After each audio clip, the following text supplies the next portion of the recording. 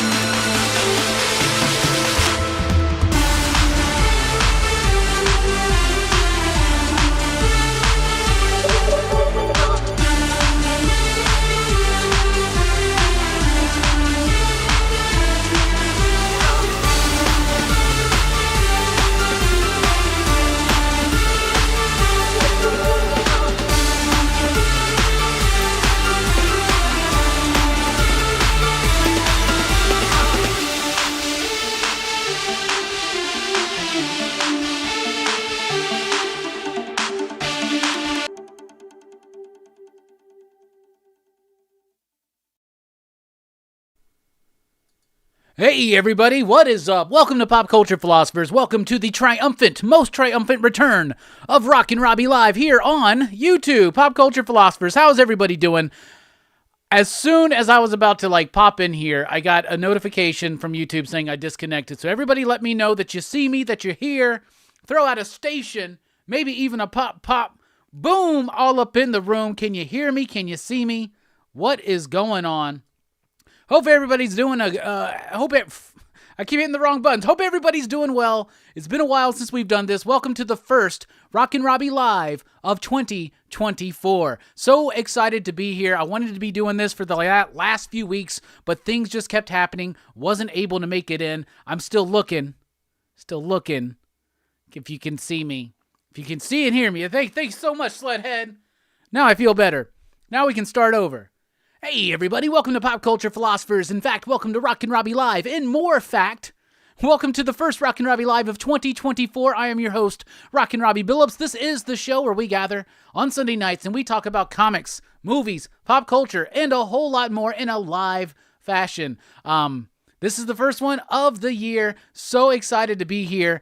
In the new studio setup, we've been working on upgrading the studio, getting some good equipment. So I got to say, first of all, can I give a major thank you to everybody who has helped the PCP upgrade process? We sent out a wish list to our patrons. We sent out a wish list on our social medias, and the community responded, and I got a new mic stand. I got some new lights for the studio setup here when we do live streams. I got some new lights for the filmed video stuff. I got some cool neon lights over there that I would love to show in the video, but they show off too much light. But you've seen them if you follow us on social medias. Thank you all so much for participating in the PCP studio upgrade.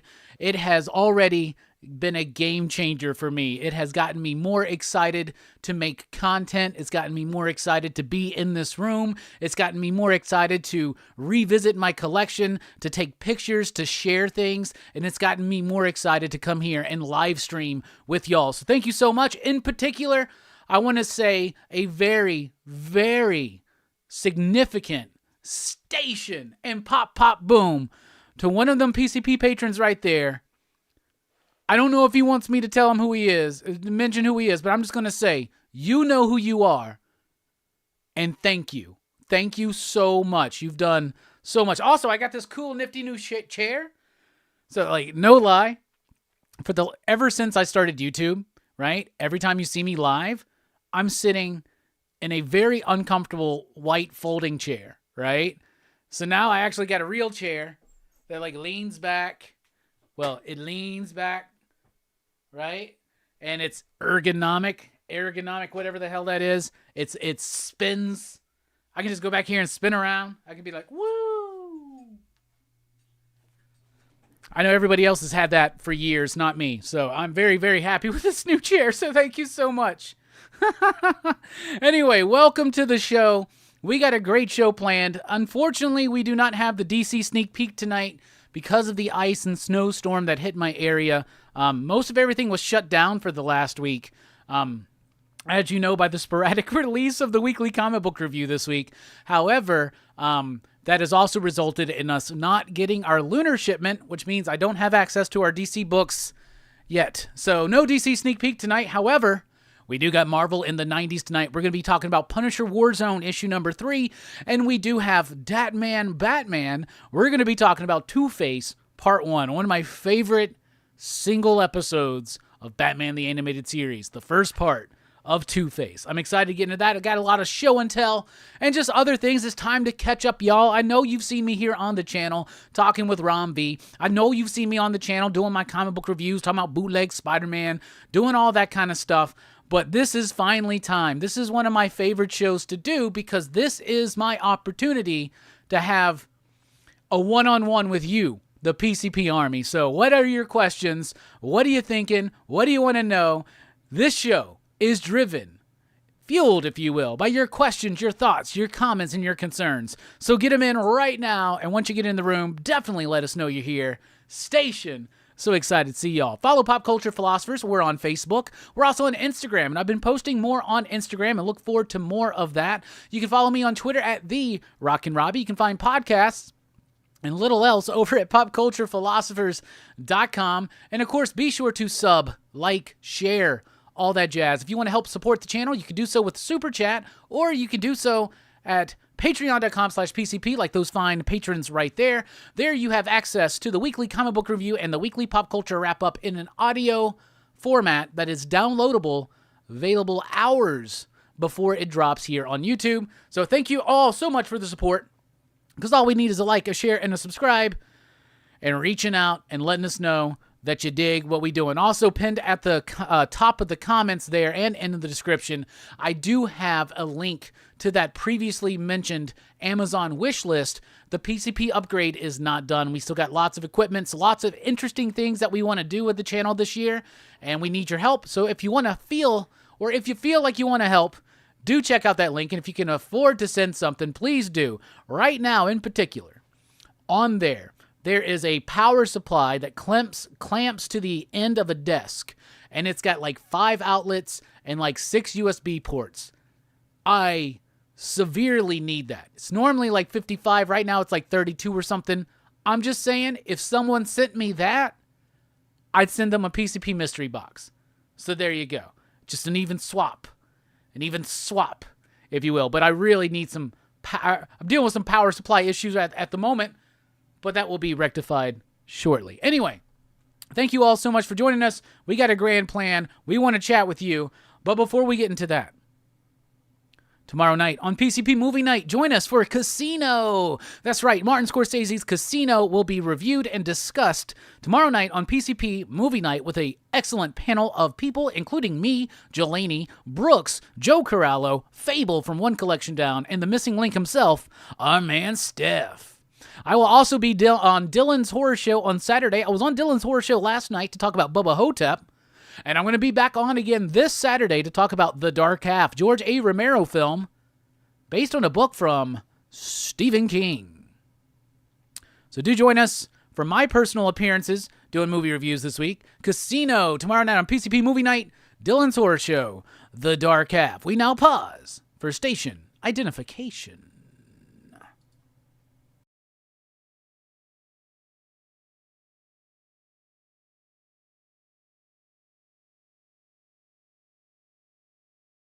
Recording. We're recording.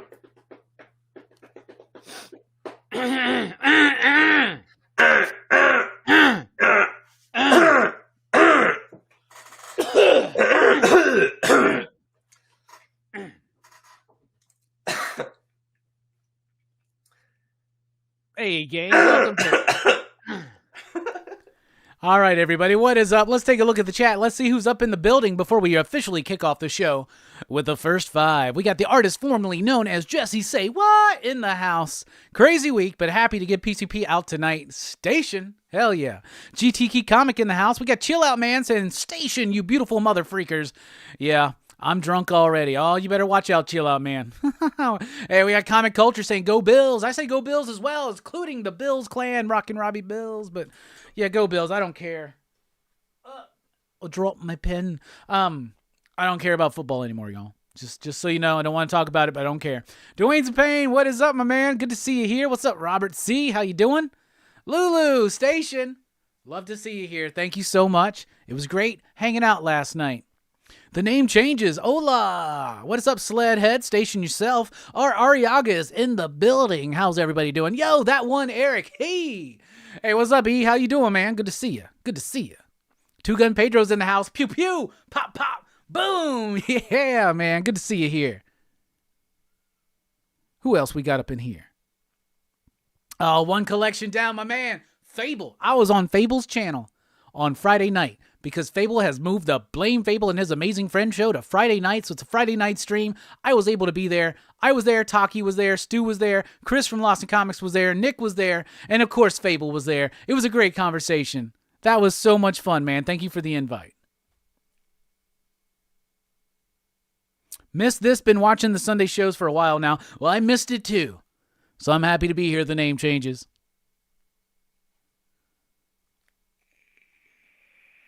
Sleepy Reader 666 is in the house. Station, Damien. How you doing, bro?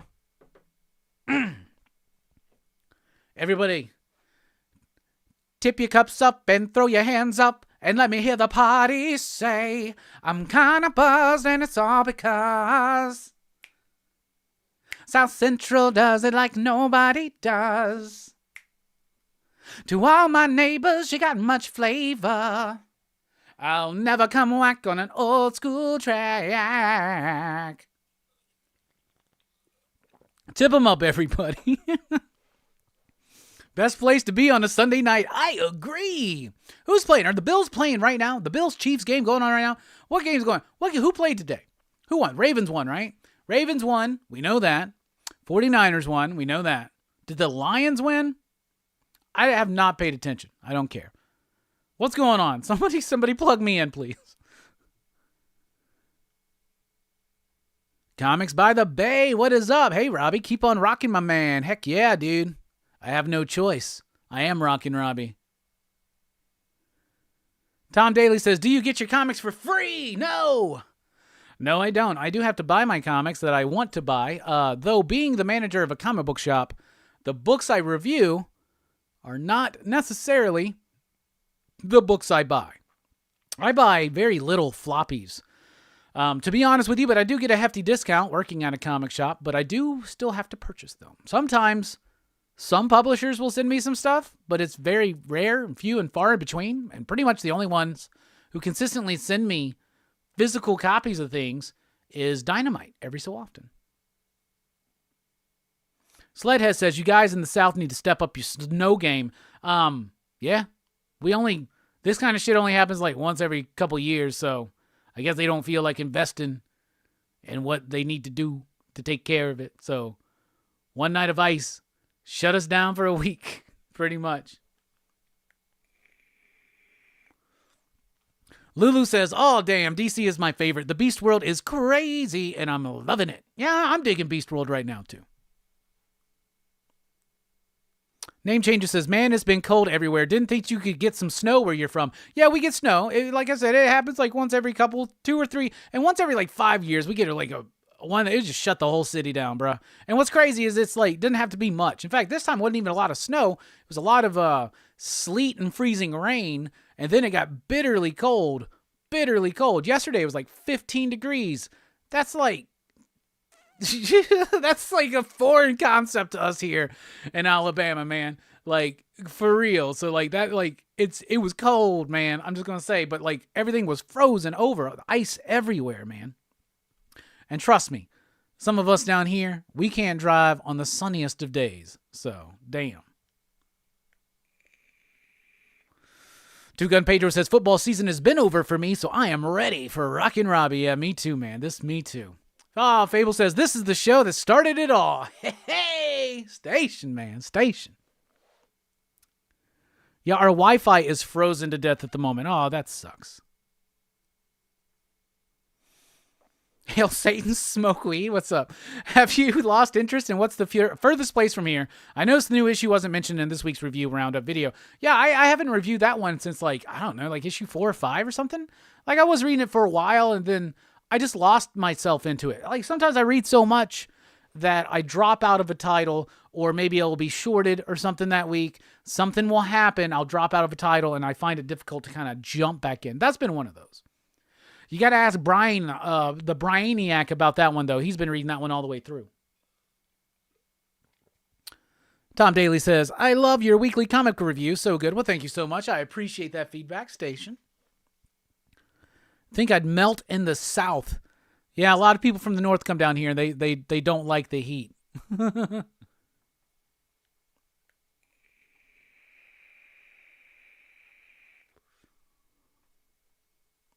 Hey, what's up, The Reckoning? How you doing? Chill Out Man says, PCP patrons, you guys are awesome. I agree. Robbie, you coming to Megacon? Yes, I will be at Megacon. We don't quite know how it's all happening. I mean, we got a hotel. We got a place to stay. We got a car to get there.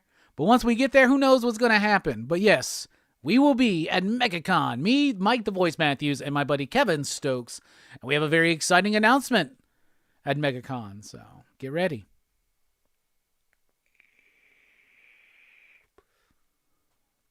Last G, to nearly quote Tom Waits, the keyboard has been drinking, not me. What's up, James? How you doing? Oh, thank you, Lulu. I was so damn tired last night when I got up there, and it was an impromptu arrival, so I was not in the zone to kick out the jams last night. Next time, though, it's the only time that you'll probably see that happen. What's up, Eric? How you doing? I might agree with that statement.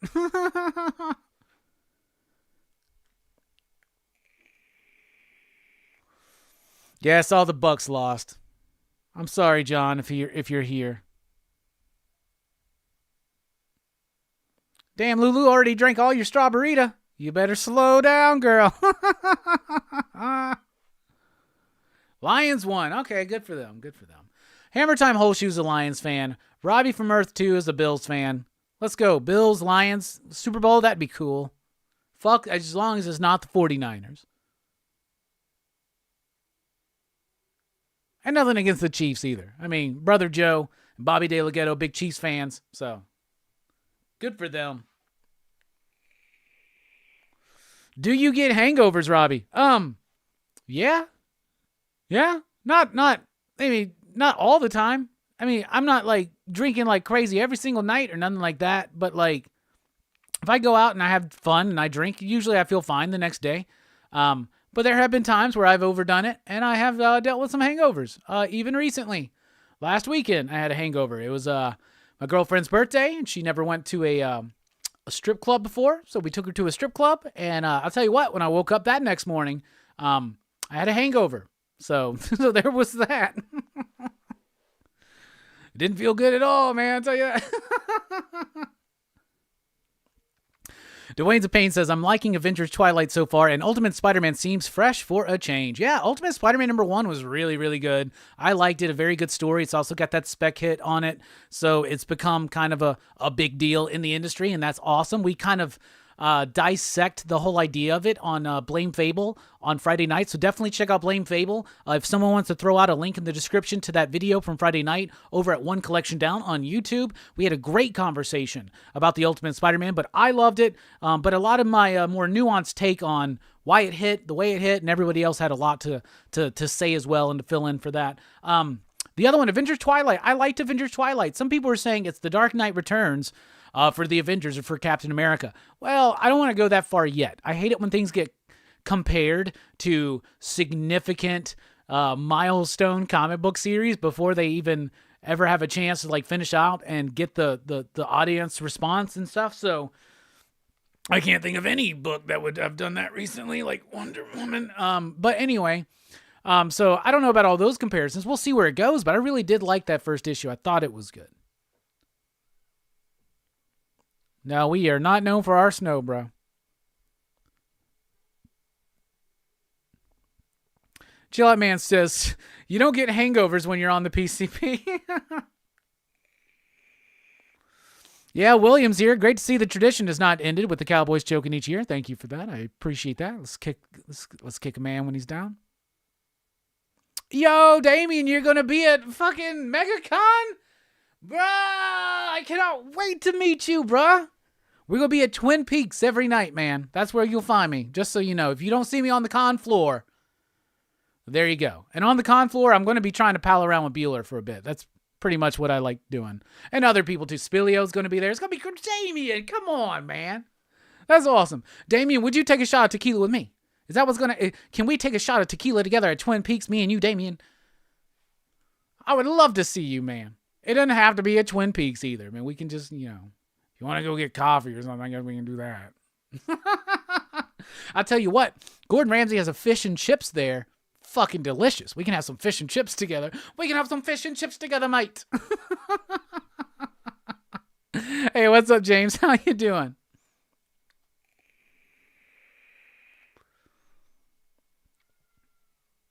Thank you so much, Fable, for putting up the link. Fable says Robbie broke it down, y'all. Well, so did y'all, man. So did y'all.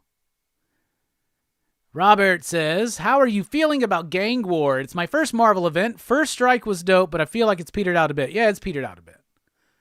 It's definitely petered out a bit. It should not have been an event. It should have just been the next story of Spider-Man, because that's what's been building up to. And to me, an inconsistent, amazing Spider-Man book, my favorite parts have been the stuff that's been leading into Gang War. But yeah, it just seems to have lost a little bit of focus. It's a little there. It's mismanaged. And like a lot of Marvel little mini events, it just petered out. Now, a lot of modern events are going to do that to you. But there are a lot of really, really good comic book events in the past. You out there in the chat, what are some of your favorite comic book events? Like events that you think built up the hype, maintained the hype, lived up to the hype, had a lasting impact. To me, I think of Infinite Crisis. Of course, the original Crisis on Infinite Earths, but Infinite Crisis had a really great build-up. Infinite Crisis and Blackest Night, two of my favorite events in my lifetime, but my favorite event ever, DC 1 million, y'all. Hey, we got Verno in the house. Pop, pop, boom, Verno. How you doing, man? Good to see you.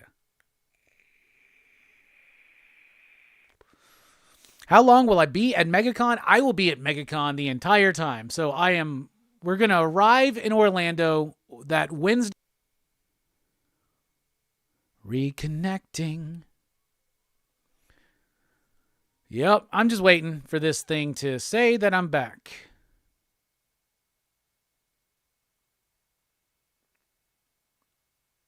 Can y'all see me? Are we still live? Are we still live as it tells me it's disconnected and reconnecting? I'm back. Seems like I was there the whole time. You can't trust shit, not even your own computer. All right, so I'm going to be arriving in Orlando that Wednesday night. I'll be there all the way through the weekend. We're leaving Sunday morning. So I'll be at Megacon on Thursday, Friday, and Saturday. As far as my friends here in town, I will be gone Wednesday through Sunday. Hey, what's up, Comic Forge? Pressable Defects in the house, y'all. Go sub up if you haven't. Damien says tequila shots, but I will be under the table pretty fast. I think you can make it sleepy. Come on. Chill Out Man says tequila together at the Twins. Sounds like it's going to be a memorial time. Yeah, it's always monumental. That's what we did last year. Why drive to all the way to Orlando to hang out at Twin Peaks? Because of all the cool people that are going to be there. That's why.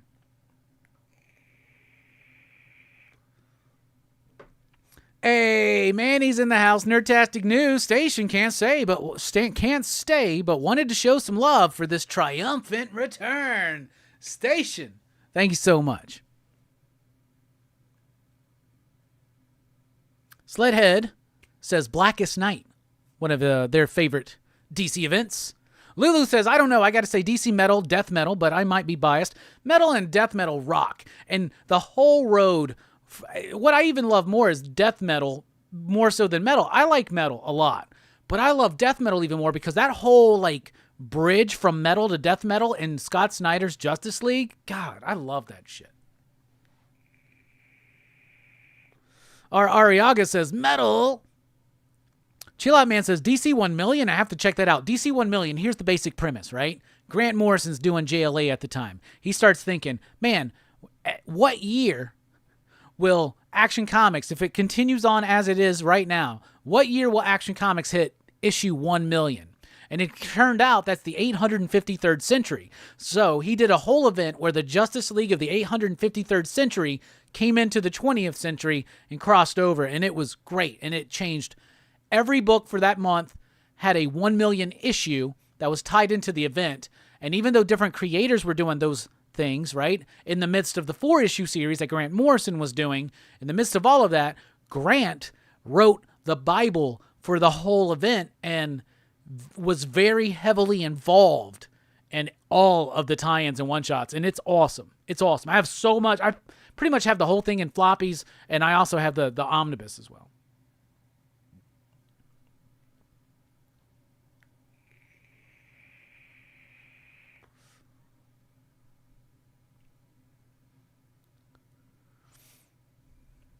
All right. I appreciate all the feedback out there about whether or not we're live.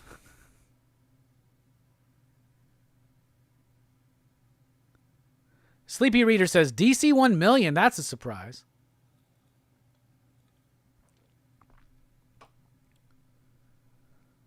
Do you think of Batman Returns as a Christmas movie? My favorite event is Marvel's X-Men X-Factor Inferno, says Kelvin Sumlin. Yeah, Batman Returns is totally a Christmas movie. In fact, we reviewed it on the channel, not this last Christmas season, but the one before that, and it's totally a Christmas movie. Like, not just in decorations and setting, and the time and place, but also with its theme. And we unpack that on PCP Movie Night, Batman Returns. Why don't somebody find that and throw a link in the chat to the Batman Returns PCP Movie Night? Come on, man. William says, Kree Skrull War, Great Darkness Saga, and the ASM drug issues. Papa Ken Comics is in the house, says, I just reread Death of Captain Marvel. Such a great story. What is your favorite Marvel graphic novel? I'm going to assume, do you mean something that's an OGN or like just like a collected edition of Marvel? Papa, I need some clarification on that. Do you mean like the strict terms of graphic novel as in original format graphic novel? Or do you mean any kind of collected thing from Marvel? Curious. Our Ariaga says Nightfall.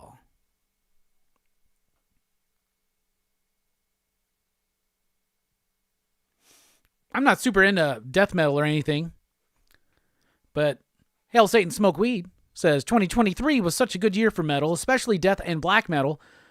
Those Tomb Mold and Valdrin albums were way too good. Our Ariaga says Kraven's Last Hunt count as an event? I wouldn't count it as an event. Lulu says, you've got me curious now. I definitely want to read DC 1 million now. You have to catch me up. Eddie says, probably Civil War because it was one of the first I collected as it came out. The OG stuff like God Loves, Man Kills. Okay, so actual graphic novels. Marvel graphic novels. How about this? First of all, God Loves, Man Kills is great. I love that one. That's at the top of the list. Death of Captain Marvel, that's on the top of the list. There's the Venom Avengers one called like, what is it? Death Proof or Death Vault or something. I remember liking that one. I'm going to go with Frank Miller, Bill Sienkiewicz on Daredevil, Love, and War. How about that?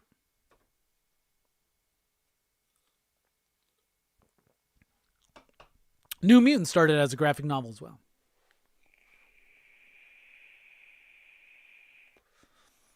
Oh, we mentioned death metal and metal, but we're specifically talking about the DC comic book events. Hey, man, just reach out on some socials and send me some links. I'll check them out.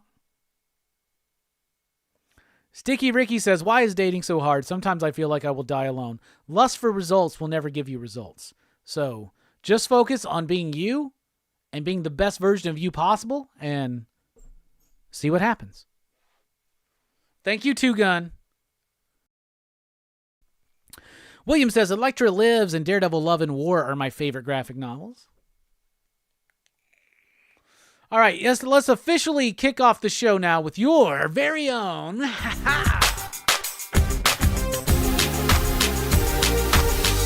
First five. All right, we're going through VHSs. So I have one rack filled with VHS. We've been going through those in order. The other, I have way more in shambles right now, but we're still going through this, like the organized set. So here is Pulp Fiction on VHS. If anybody thinks I'm kayfabing here, we're not. So Pulp Fiction. There you go. Then we got Raiders of the Lost Ark. It's the only Indiana Jones movie I have, so I have it in the R's. When I get more, I'll put it in the I's. All right, how about this one? The Replacement Killers. Chow Yun-Fat, Mira Sorvino. What happened to her? Speaking of Tarantino, here's one. Reservoir Dogs. This is one of the first VHSs I ever owned. Reservoir Dogs, y'all. Love that movie. Here's a movie I don't like, but I don't mind owning it on VHS. Robin Hood, Prince of Thieves, Kevin Costner. Just hated this movie. Maybe I need to rewatch it. I mean, Alan Rickman, Morgan Freeman. Still, I just couldn't quite get behind it. All right, and that has been your official First Five. All right. Let's take a look at the chat. Robert says, well said. Well, thank you. Yeah, never give up, bro. Eddie says, I need to get around to reading King in Black. I love Donny Cates' creator-owned work. Kelvin says, Excalibur also started as a graphic novel. Lulu says, Daredevil is always a good go-to. They've done amazing things with his character, but there have been some deviations from his moral ground. Death Trap, The Vault. Thank you, Mark. That's what it is. That's the Venom one. Death Trap, The Vault. I love that one. I haven't read it in a long time. There's a Punisher one, too. I have the hardcover right over there. I have it signed by Mike Zeck and Scott Beatty, I believe. What's it called? It's sticking out right there.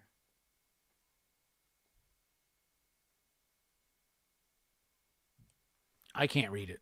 I'm sorry. It's like right there. That's it right there. Somebody will know what it is. Someone will know. Feel bad not having a DC sneak peek, man. But what can you do? It's just the way it works. Oh yeah, Doctor Strange, Triumph and Torment. That's a good one. That's a real good one, actually. Sledhead says, I love Robin Hood, but I think that's nostalgic. That's nostalgia. Eddie says, Reservoir Dogs is top tier Tarantino. I agree. Like they did with Rick Grayson, that made me cringe in my soul. Yeah, Rick Grayson was a weird era for Nightwing. It really, really was. They just didn't know what the hell they were doing. We got Dynamite in the house. What is up? Got my digital awards from Hedrick's Spillblood Kickstarter today. Cool. Jonathan Hedrick, super cool dude. Love that guy. He was the reason why I was able to freely get in and out of Megacon last year. This year, however, your boy's been officially granted media passes. So we are officially media for Megacon. So that's awesome. And one of the things I'm supposed to do by being granted this media accreditation is to tell you, you need to go to Megacon, because I'm going to be there. Lots of cool creators going to be there. Cool comic book YouTubers are going to be there. Lots of people are going to be there. It's going to be super much fun. It's going to be great. Eli Roth is going to be there. Let's see if we can get Eli Roth up to Twin Peaks to do tequila shots with us, y'all. Come on. Come on. Let's do that. Kevin Costner's accent is atrocious. That is applicable to every Kevin Costner movie. That statement is true.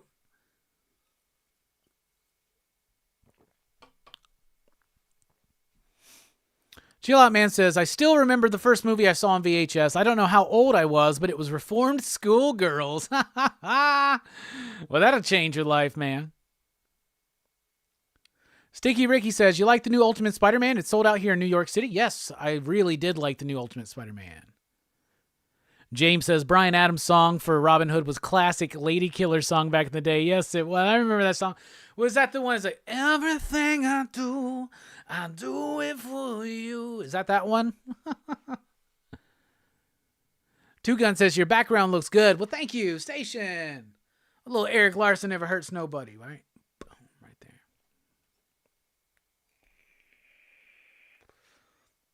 Last G says, Alan Rickman is the GOAT in Robin Hood and Die Hard.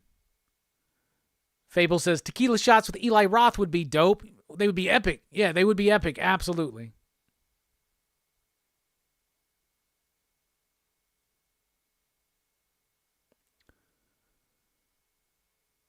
So nasty. I work at a liquor store and recommend my customers the red-headed South you were drinking. I have no idea what the hell that means. Oh, the red-headed sluts. Okay. Those are good. I'm sorry, those are good.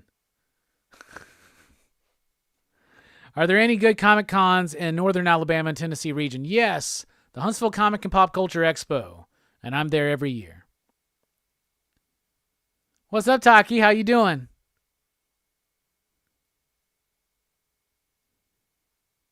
What are you talking about Karate Kid for? What's going on? Well, sometimes I feel like I'm missing something in the chat. You know, I feel like I'm a part of the conversation, but not fully a part of the conversation. But it's okay. It's okay. It's all right. It's good. It's fine.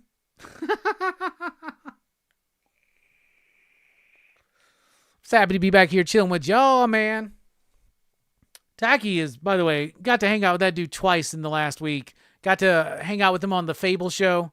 Blame Fable and his amazing friends on Friday night. And he was joining us on our last PCP movie night for Do the Right Thing, which was a great conversation. These celebs at Megacon are charging big for cigs. Hell yeah, they are, William. That's why I don't meet them. But what if we could get Eli Roth to come out, have tequila with us? That'd be great. Marco, what is up? How you doing?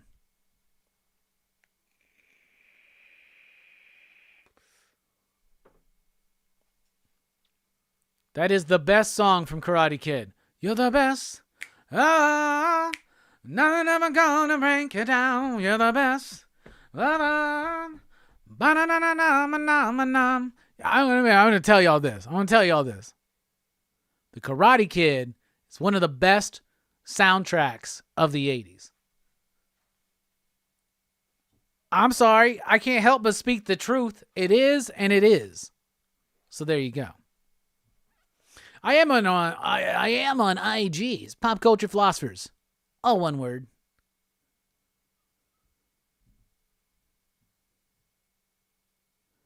Yeah, I'm on Iggy.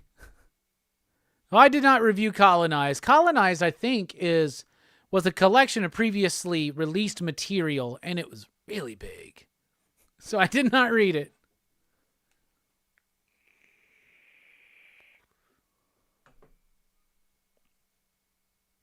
Fuck that song. I believe in that song, and I got my butt kicked in the 3rd grade. Chill Out Man's like, I'm the best. I'm the best. Crane kick. Gets his ass kicked.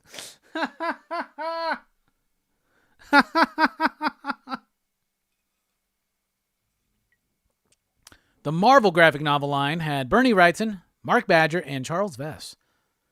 Great lineup right there. They had some amazing talent do some of those books. Return to Big Nothing. That's what it is. The Return to Big Nothing. Thank you, Mark. The Punisher, Return to Big Nothing. I got it back there. Yeah, I'm wearing Turtles pajamas. So y'all can judge me if you want, but I mean, what else? Yeah, at least I'm wearing pants.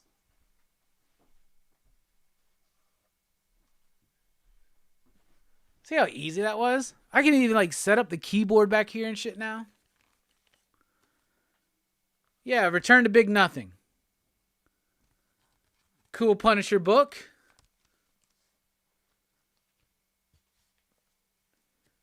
There's the signatures. They were at the Huntsville Comic and Pop Culture Expo a few years ago. Got him to sign this. My Secret Wars. Shit, let me show you my Secret Wars. Now that we're on the subject, you know what I'm saying?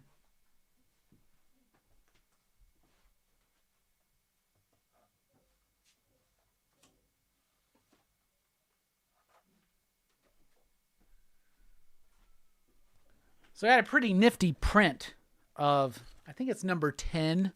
It's one of Dr. Doom. And I got that signed. But here is my Secret Wars trade, and I got that signed by Mike Zeck and Jim Shooter. But I have, I want to say it's issue 10. No, yeah, it's issue 10. I have a print of that cover right there, signed as well by both Zeck and Beatty, I believe. I don't know why I didn't get Beatty to sign this one. John Beatty, too, not Scott Beatty. Stupid. Anyway, I love that they signed the Dr. Doom page. And that was 2 separate events that they were at, too. So. Both at the Huntsville Comic and Pop Culture Expo, though. I got to do the panel with Jim Shooter at that time.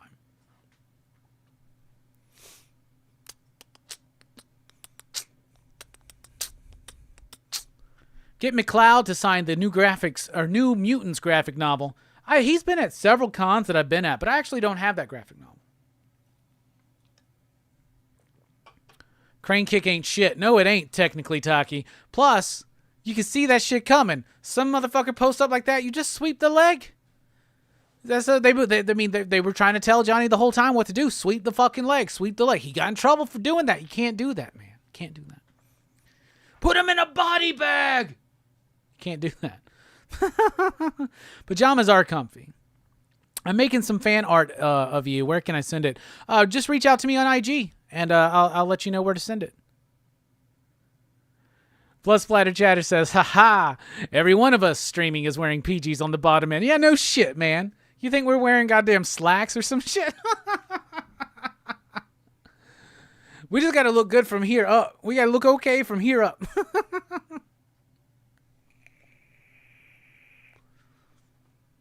Robbie's got to have cozy pajamas to battle the freezing cold. Yo, Stu, what is up, my man? Stu! Stu is also on that show Friday night on Blame Fable over at One Collection Down. And he was also on the Do the Right Thing review. So, what's up, Stu? How you doing, man? Excited to have you on again soon. Keep hearing about this Isome comic. Is it something worth reading? I don't know. I've never read it. It's kickstarted. Some YouTuber. He's one of those guys that's on YouTube, I think, that's like, comics suck. But at least he's making his own. So more power to him. But I've never read it. How bad was the snow? Marco, the snow wasn't bad, but the ice was really bad. It shut down our city for most of a week. But we're better now. We're all good now. Eric says, you mean I got my slacks dry cleaned for nothing? At least I was wearing pants. Some of us may not be wearing pants at all. I have a feeling Scarpad doesn't wear pants. By the way, everybody needs to watch Dylan's horror show from last night, Bubba Hotep, because I swear to God, this dude went up, turned off his camera, forgot to turn off his headset microphone. Me, Perry, and Dylan, pretty certain we all just heard Scarpad take a piss. He was adamant that that's not what happened, but you judge yourself. Somehow, the only other time this happened is Brooks It's like Brooks was like Brooks doesn't mute his mic, and he went to go take a piss, and you could hear it, but he didn't actually have his microphone with him, so you could just hear it in the background.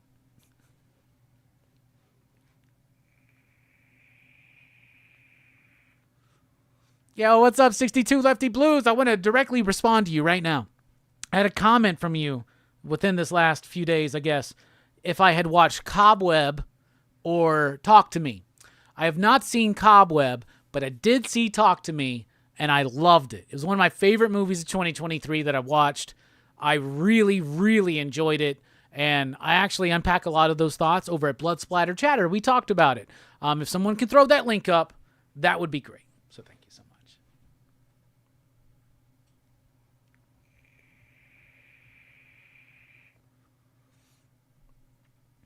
You guys were all over the bro on bro action last night. Bro on bro action. What are we talking about? I don't remember any bro on bro action in Bubba Hotep, but I don't know, maybe. William says at Megacon, tell Mike Grell to please come to New York Comic Con. Mike will go anywhere that he can drive to, or that will allow him. Will bring him there. Mike's been at our comic shop before. Thank y'all for the links.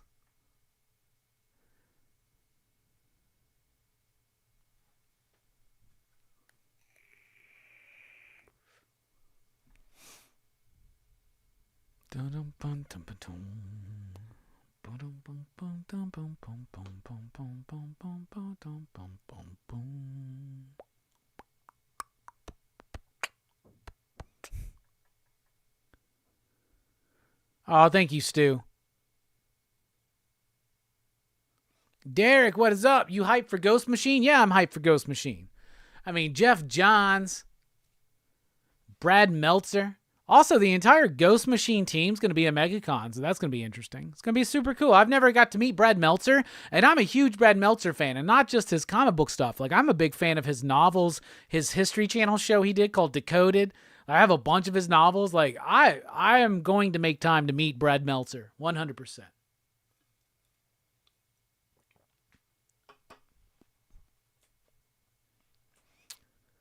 Lash says, I would say that the signed comic I really appreciate is Grendel Tales Issue 2 by Darko McCain. Or Macken? He was at a con where nobody showed up and he still gave me the signed issue. Hell yeah, that's awesome. Eddie's excited for Ghost Machine. The Rook Exodus books look interesting. Can't wait for those books. Such a stacked list of creators, says Sledhead. Hell yeah. Who do you want to meet at Megacon? My number one, William, is Mark Silvestri. Frank Miller's there, but I met him there last year, so that's cool. But this year, Mark Silvestri I want to meet, and then Art Adams right after him. Outside of that, I want to run into Eli Roth. We'll see if that happens, though. All right, we're taking a quick break. When we come back, it's time for Marvel in the 90s. Everybody, thank you so much for joining us. We're not done. Still a lot more to come here on Rockin Robbie Live.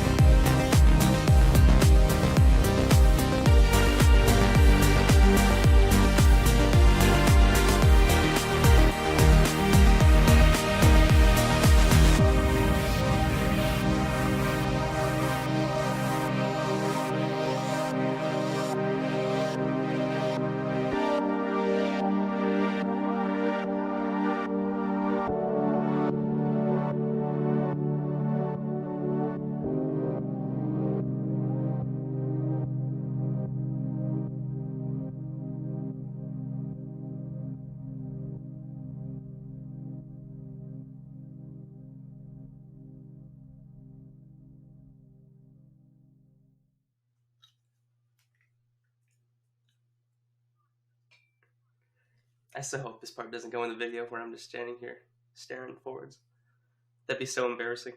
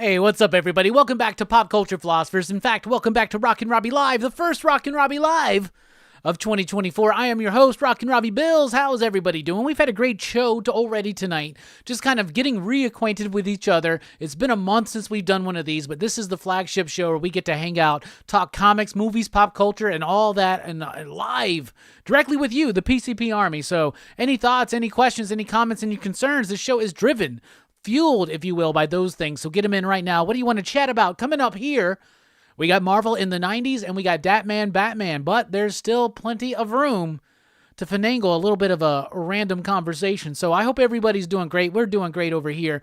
Check out Pop Culture Philosophers on Facebook and on Instagram. You can follow me on Twitter at @TheRockinRobbie. You can help support the channel over at patreon.com/PCP or with Super Chat. Also, there is a link pinned up at the top of the chat as well as in the description to an Amazon wish list for the PCP Studio upgrade. You may have noticed that we have been upgrading equipment and style and everything over here at the PCP Studios. We still have some things we need. There is an Amazon wish list. If you feel like you want to contribute, you can look at that, purchase something. It will be sent directly to me. And right now, I really do need that power supply that clips on the edge of a desk. It's on sale right now. And if somebody sends that to me, I'll send them a PCP mystery box. Coming up here on the channel tomorrow night, PCP movie night. We got Casino, the Martin Scorsese film, discussed in full on Monday night, PCP movie night, 8 p.m. Central Time. I will be joining Dylan over at Dylan's Horror Show Saturday night to talk about George A. Romero's film adaptation of Stephen King's The Dark Half. So 2 very cool shows coming up this week. And I know that Verno's got a show this week. Fable's got a show this week. Everybody in that PCP Army Bad Batch network has a show this week, so everybody needs to check it out. So let's take a look at the chat, see what is up with everybody.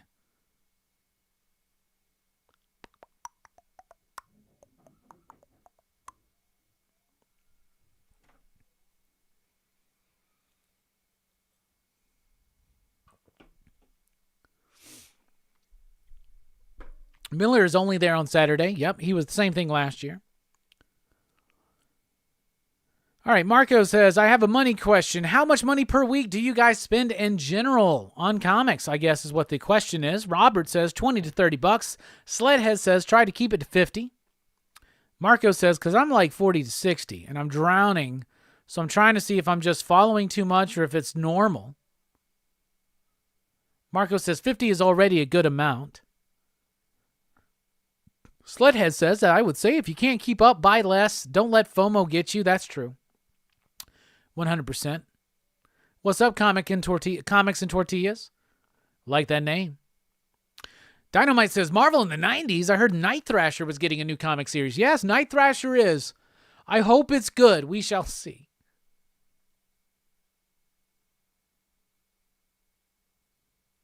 Marco says, I'm trying to switch more to trades, but not everything is released like that, so not easy. Sledhead says, unless you're independently wealthy, you can't buy everything. That's true. Robert says, I'm trying to do trades too, but I keep getting pulled into the floppies. My advice is always this. Buy floppies of the indies that you love, like the really indie indies. They really need that single issue support. Marvel, DC, even some Image stuff, they're going to come out regardless. Trade sales do really well for some people over at Image. So just food for thought, food for thought. The key is a blend.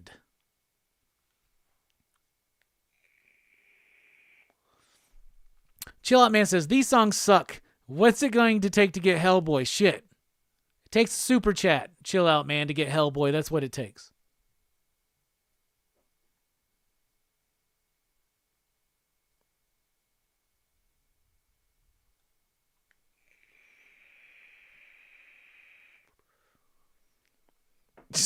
It's the first Rockin Robbie live stream, bro. Give us the Hellboy song, please. Hey, that's up to y'all. Chill Out Man. Yeah, digital's a good way to go too. Like, if you want to try some stuff out. I know there's like everybody's got to feel like they got to pick a side. Like, I'm physical. I'm digital. I mean, I like physical stuff too, but yeah, like Sledhead says, we're not independently wealthy here. We're not able to just buy whatever the fuck we want. Also, we're not able to store whatever the fuck we want. Also, we don't have time to read whatever the fuck we want. So you gotta keep that in mind. You gotta cull those collections. So let's do a new bit here. Right next to me is my comic book collection. Let me grab this random stack of unsorted comics and shit. Well, apparently in magazines. Let's go through it. Look, there's a Halloween magazine. I haven't read that yet. Oh, this one's cool. UFO and Outer Space. Look at that comic. It's part of my collection. Oh, this is dope. This is from when I was a kid. A Batman Returns official movie souvenir magazine, y'all. I have that game. Don't believe me? Weird stretch. I love being over here. This is way better than being over there. There's Gin Hunter. My buddy Jay Sandlin was the writer of that, so there's a copy that he signed to me. Oh, look, here's Crypto Killers, issue number 1 from Red Room. This is my life, just like y'all's life. Look, there's a copy of Ninja Funk, the Bueller exclusive. Motherfucker didn't even sign it for me. What's this? Oh, it's a random issue of Red Sonja. It's Red Sonja number 8. This is something I saw in a dollar bin. It looked neat. I have no idea what it is. I've never heard of it, so I checked it out. But Troll Lords, issue number 3. This is unsorted stack of comics in Robbie's room. Oh, yeah, there's Mystery Incorporated, 1963. I want to get all of these up. I want to snatch all of those up. I don't know what issue of Fantastic Four this is. I think it's 81 maybe, because that's what's written right there. But it's a stripped cover early issue of Fantastic Four. Here's Fantastic Four number 93.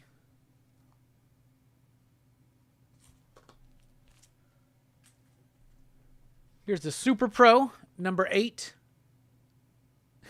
Super Pro teams up with Captain America. Here's the Sweet Paprika number 12. This is going to be the naughty variant that I haven't even opened yet. So let me just send that out to someone. There's a Shaolin Cowboy, Cruel to Be Kin number 4. This is random stuff just laying around. Thor Ryan, the Amalgam book. Thor meets Orion. The Nom, issue number 5. Yeah, issue number 5. Issue number 4. Issue number 2. And rounding out the stack of randomness, here is What the number 22. So there you go. Random stack of comics from Robbie's room. So I like physical too, but you can read digital too. Otherwise, you just wind up with stacks of random shit. We got 2 super chats. Chill Out Man and Dynamite dropping $5 super chats. Thank y'all so much. We appreciate it. Time for the first super chat celebration of 2024.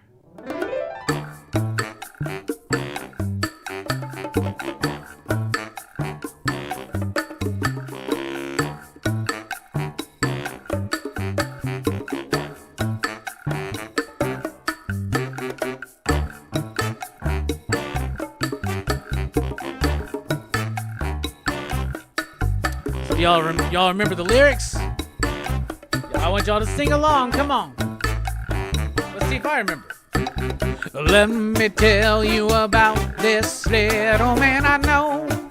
His name is Hellboy. He was sent to the earth some long time ago to save it or destroy.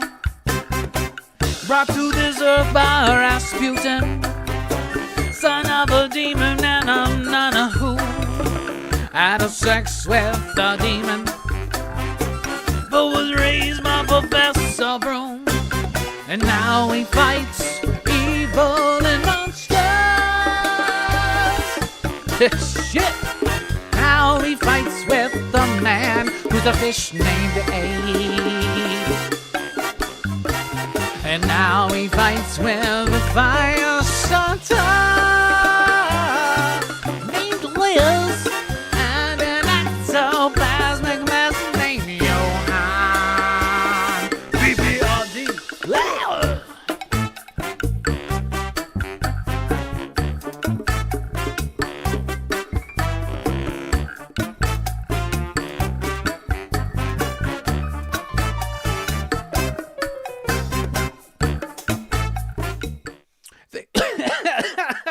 Thank you so much for the super chats and all the support. We love you. Chill Out Man and Dynamite. Let's take a look at the chat.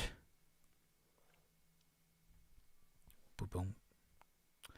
Yes, David, we have discussed Ultimate Spider-Man #1 already today. I liked it.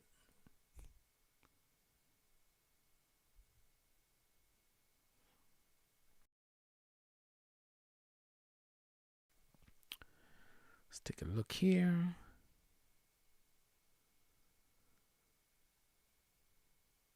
Who is your Mount Rushmore of artists?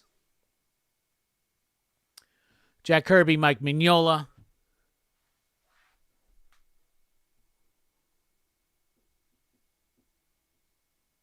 John Byrne.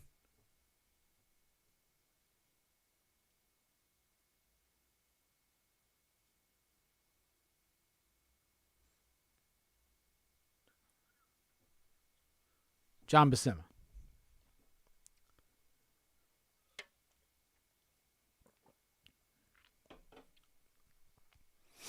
Love y'all. Thank you so much.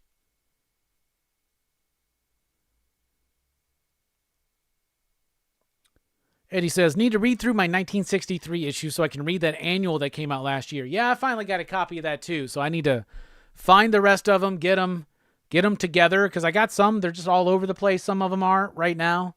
I had all my stuff put together in order as of like 2 years ago. And everything I've grabbed in the last 2 years is just all over the place.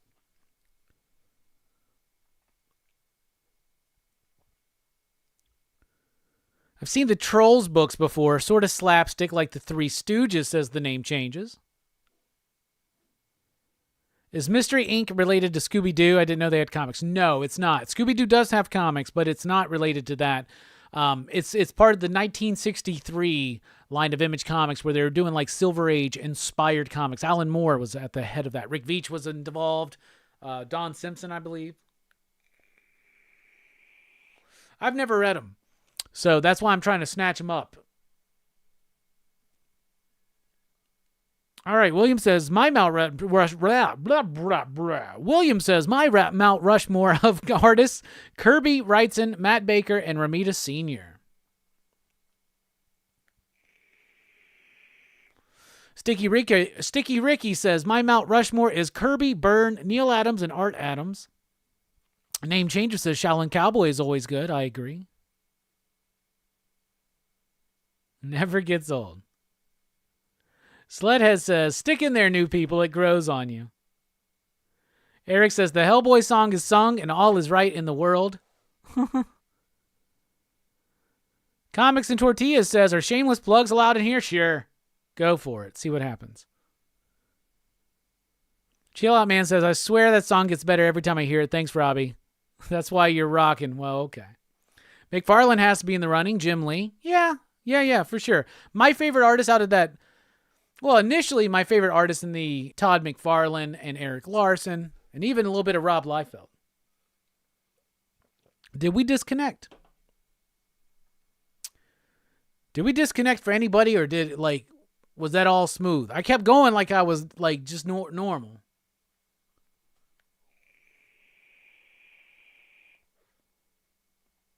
Hey, Cantonese Comic Kid. Robbie, excited to see you next week at Megacon. I'm excited to see you, brother. Hell yeah, dude. I'm excited to see what Vampirella shit you got to show me, man. Love you, bruh. Excited to see you. You gonna be at Twin Peaks, right? Hey. Ouroboros, what is up? Boats here says, I'm planning on doing a full Flash collection. Do you have any advice on how to correct collected addictions and what might not be to collect? Oh, there is so much missing if you're trying to get Flash. But if you're doing Flash with what's available, you can get the Silver Age paperbacks or the hardcover omnibus if they're still available. I don't know. But you can try to find those if you want Silver Age stuff. Which Flash Silver Age stuff is wild and fun and cool. Carmine Infantino. But definitely, I would suggest the Mark Waid complete collection. Mark Waid, the Wally West stuff. That's really good and essential. And then the Jeff Johns complete run of Wally West. And then get the Jeff Johns Barry Allen stuff. The Flashpoint era stuff. Then get Flashpoint. And then you can get, it's New 52, but the Francis Manapul run is really, really good. Outside of that, Josh Williamson's run on Flash, get every single one of those up. That's a very solid, consistent run of Flash, as well as the Jeremy Adams run, which just wrapped up.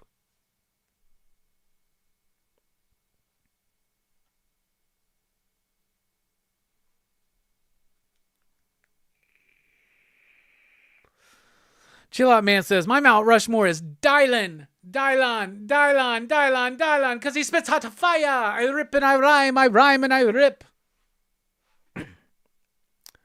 Hey, what's up, Twitch? Well, thank you. Eric Larson. Stuttered a bit, but we back. All right, we back. We good. Yeah, Mark Silvestri is one of the best of the Image guys now, but the problem is, and Kayfabe says this a lot, Silvestri kind of Jim Lee's his style a little bit when he goes into Image. So until we eventually get to something like Darkness, but look at his X-Men work compared to Cyberforce, and his Cyberforce work looks a little bit more like Jim Lee. Is that for the good or for the bad? I don't know.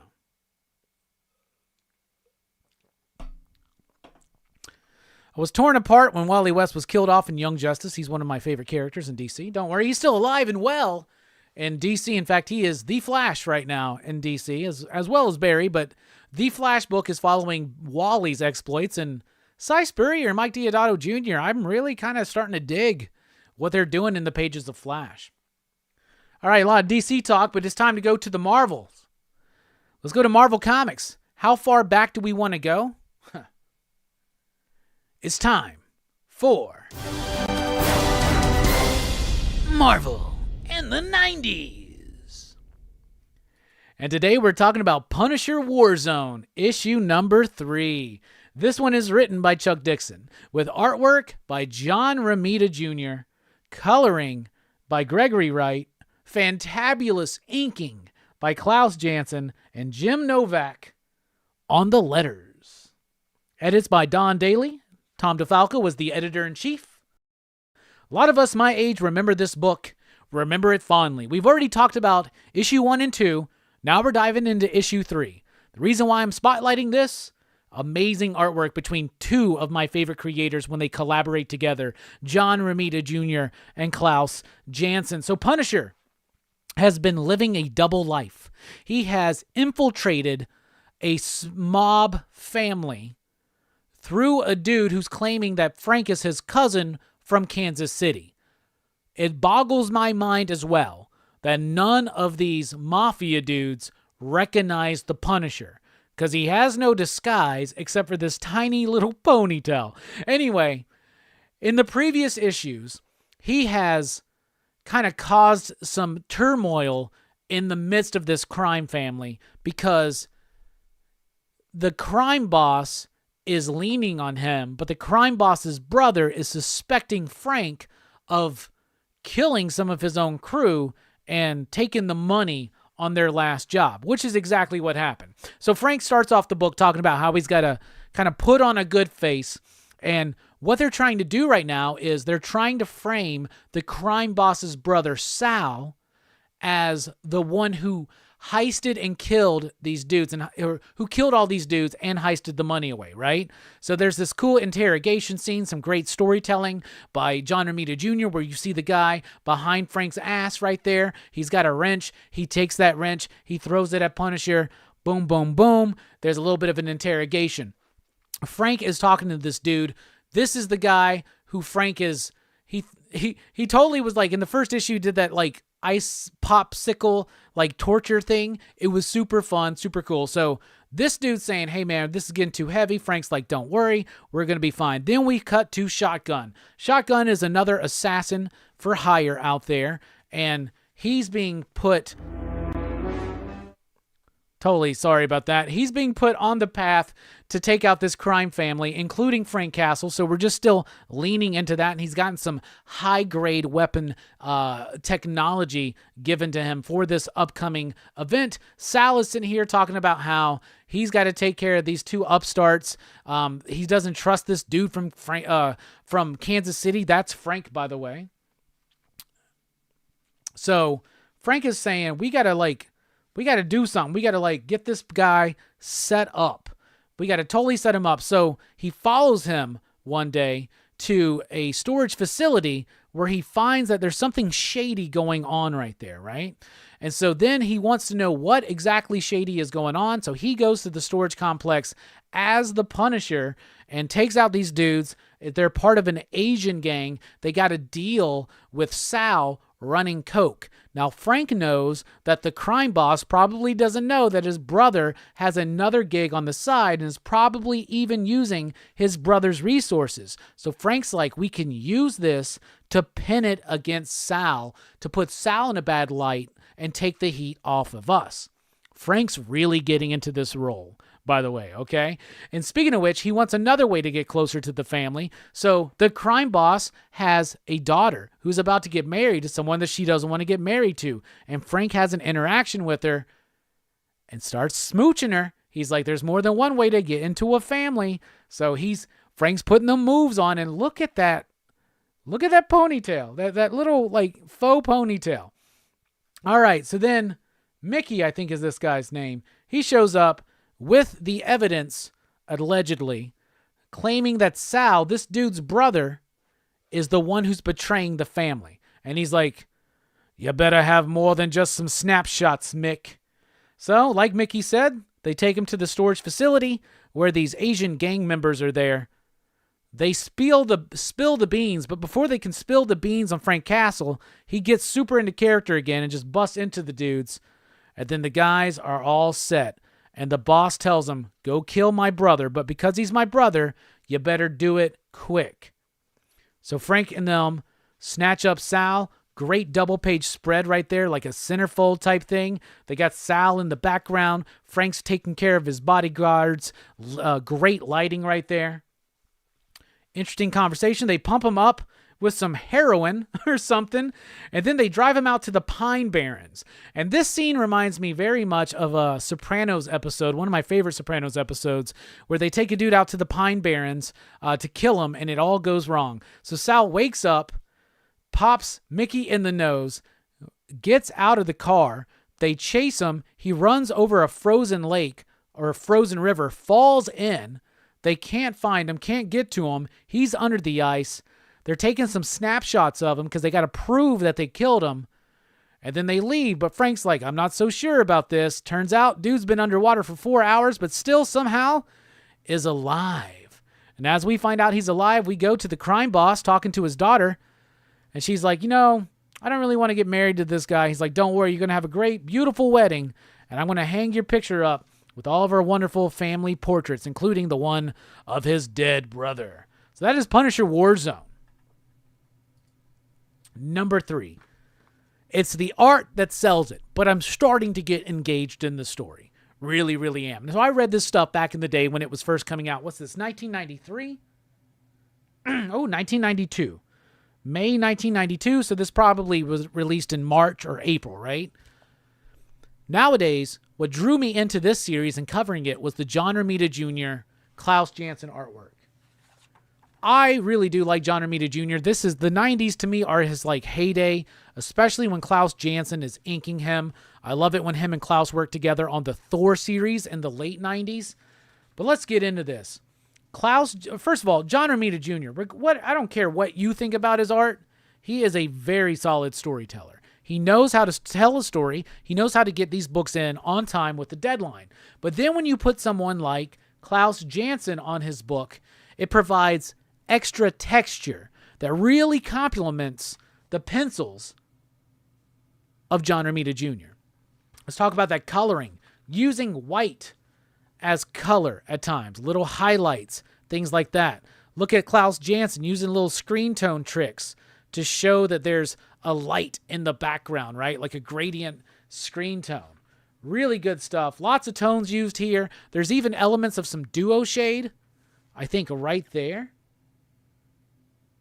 It's got to be duo shade or maybe some kind of I don't know, textured paper that you're on or something like that. But Klaus Janson is a master of technique. He's a master of texture. He's a master of grit. Some more of that white as a color that we're finding from Gregory Wright.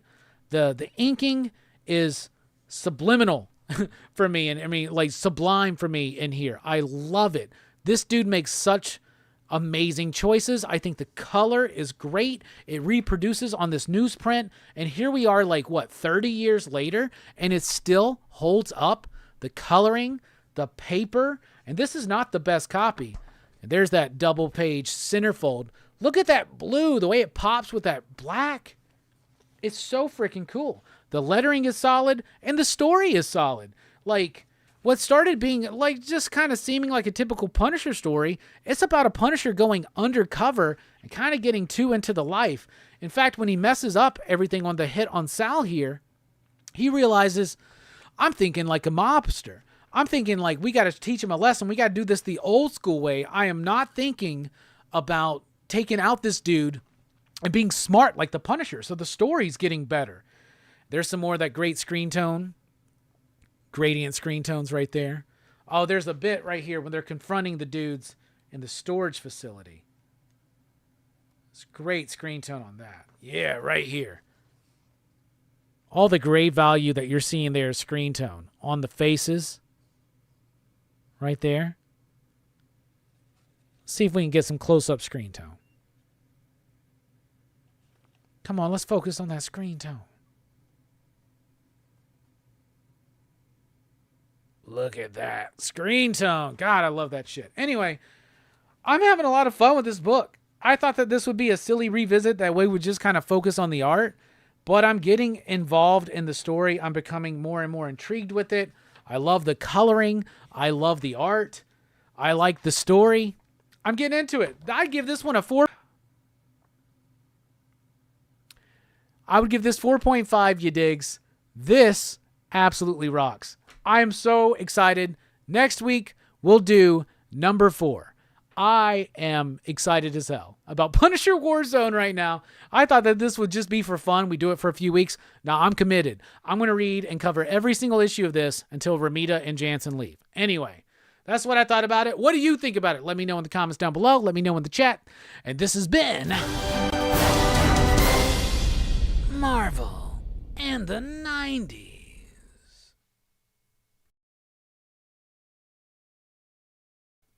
All right, we're back. Let me take a look at y'all's chat.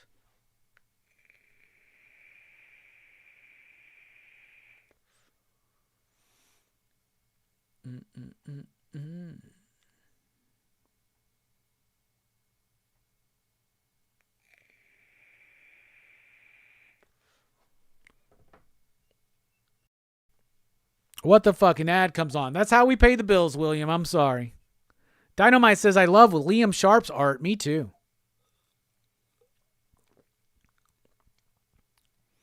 Eric says, Dan Green inked him on X-Men stuff. Scott Williams inked his early Image stuff. Makes a huge difference. You talking about, you're talking about Mark Silvestri. Yeah, but there's something about the composition and the building of the bodies that kind of change. But I get what you're saying, Eric. Dan Green inking Mark Silvestri is awesome, by the way. Chill Out Man's excited for Marvel in the 90s. Billy is in the house. He must have had his Punisher alarms going off. He says, good Punisher books. Hell yeah, man. These are, dude. These are great, fun Punisher books. I mean, this is great stuff. I'm enjoying the fuck out of it. I haven't read this stuff since I was a kid, and I didn't really appreciate it. And, anybody who, questions, I bet there's some people that are, newer into comics, and they may be reading Amazing Spider-Man. They'd be like, why does this John Romita Jr. guy have such, a legacy behind him and shit? Well, first of all, his father, but, it's work like this. And that's one of my favorite panels in this issue. That's very Klaus Janson. Klaus Janson is the inking, and a lot of newer comic book fans may not know this because it's different nowadays. If I could just get this to focus a little bit better, that'd be great. One of the things on our studio upgrade list is a down camera setup that we want to do to start doing some more top-down views of comics and flip through them. And I even want to do them live like they do at Power Comics and shit. That's great stuff. And I bet it smells good. Yeah, it smells good too. What was I saying? But I love it. I love it. Oh, yeah. If you may not know this, but back in the day, so comics were, there was more of a streamlined process, it seemed, to get them done. The pencilers would just pencil, so John Romita Jr. is just doing pencils. He's basically doing composition and the storytelling, right? Sends that in to Klaus Janson, who then inks it, puts the black ink on top of it, and then the screen tones or Zipatones, as I saw somebody in the chat mention. Zipatone is a name brand. Screen tone, though, is overall, there's a bunch of different ones. Back in the day, it was very, very popular. Now they do it digitally, but it's not the same. It just doesn't have the same vibe or feel to me, but I don't know. That's just, could be nostalgia talk, and could be me wanting to hold on to what I grew up with, the aesthetic that I like, right? Which, that is an aesthetic that I like, and I think that you get more grit out of tones in the old school books than you do in some of the new school books. But that's just me.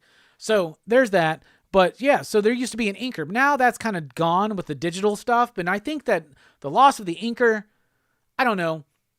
I feel like the loss of the inker is a bad thing, but there's still people that are inked. The Todd McFarlane books have inkers and shit like that.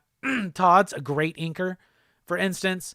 But a lot of people ink themselves now, but it's digital, so it's not quite the same. But people that ink themselves before digital, I love that shit too. Daniel Warren Johnson inks himself, right? He does breakdowns and he just goes straight to the inks on paper. So inking is still a thing, but most people now ink themselves. But there used to be specific people that were inkers. And yes, like Eric said, the inkers could really change the look and vibe of an image. So when you got a team that works so well together, like John Romita Jr. and Klaus Janson, or John Romita Jr. and Al Williamson. He works with Scott Hanna nowadays, and I like Scott Hanna, but he's not my favorite. Good night, Mark. Thank you for joining us.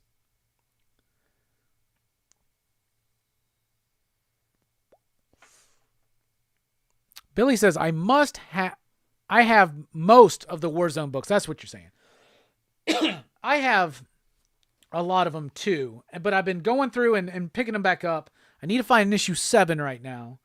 But I have 4, 5, 6, 8, 9.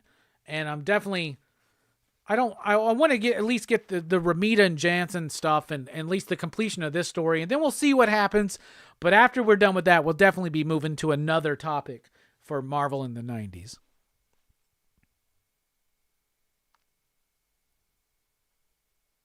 Batman's coming up soon. Sledhead says, this is JRJR art I can get behind. Choco's 26, what is up, Station? Good to see you, my man.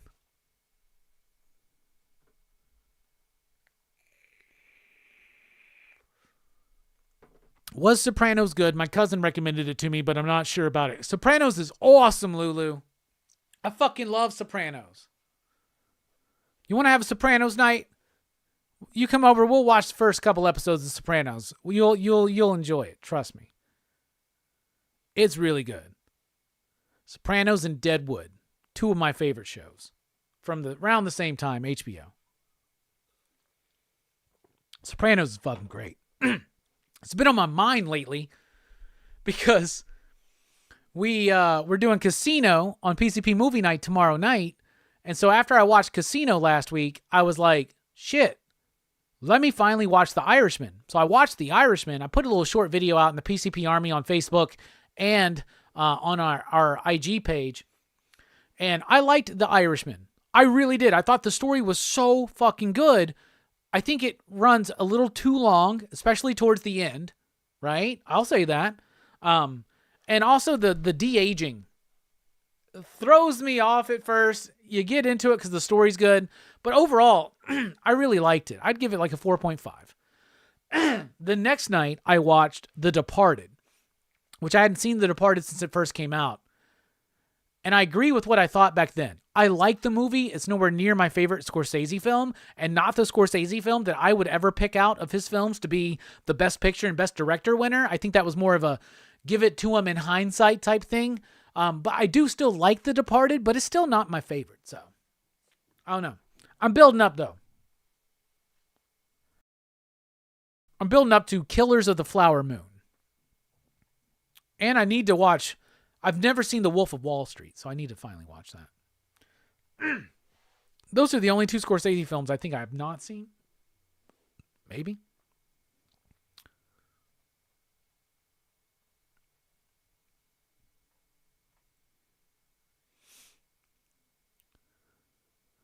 Ba-dum. 62 Lefty Blues Mount Rushmore Comics artist is Winsor McKay, Walt Kelly, Mobius, and Will Eisner. Good list. Good list. All right, well, let me refine my list then. Kirby, Mignola, Otomo, and Mobius. There you go. I feel better now. And we got a super chat from Ouroboros Snake with a question. If you had a 12-issue run on Superman, what would you do? I just finished Austin's run with Gog and now on to Rucka and Simone's run along with Triangle. If I had a run on Superman, I have not thought about a take on Superman since like my early 20s. My take in the early 20s, I think, has been done pretty well by other people. But my take would be this. I would focus on Superman. First of all, artistically, it would have to be big. I would want each threat to be bigger than the last to build up to a giant thing by the end of the run. That's what I would do. It's what Grant Morrison did in his JLA run, where Grant was writing JLA and each threat kept getting larger in scope and scale, right? I would want to do that with Superman. That would be what I would do narratively with the story. I would try to flesh out some of his side characters, but I would also really build up the idea of how badass his rogues gallery is. I would want to try to do Nightfall for Superman. What I mean is not a death of Superman or a breaking of Superman. What I mean by that is an idea of, think of like Long Halloween even, right? Where each villain gets spotlighted and the spotlights get more big in scale and more threatening and menacing, right? Superman's got one of the best rogues galleries out there, so I'd focus on that. I would try to build up those characters. I would try to add a level of nuance to a lot of the characters. Kind of think about what they did with Clayface and Mr. Freeze and Batman the Animated Series. Think of that kind of vibe. I would want to do that for people like Metallo. I would want to do that for characters like Livewire. I wouldn't want to do that with Lex Luthor. I want my Lex Luthor to be evil as fuck. Evil untouchable, corporate overlord, mad fucking scientist. That's my Luthor. And Luthor is evil and menacing in a way that maybe we have not seen in comics, and no inclination of ever trying to play the hero. Luthor is a selfish fucking bastard. Brilliant, smart, could change the world, but he fucking won't.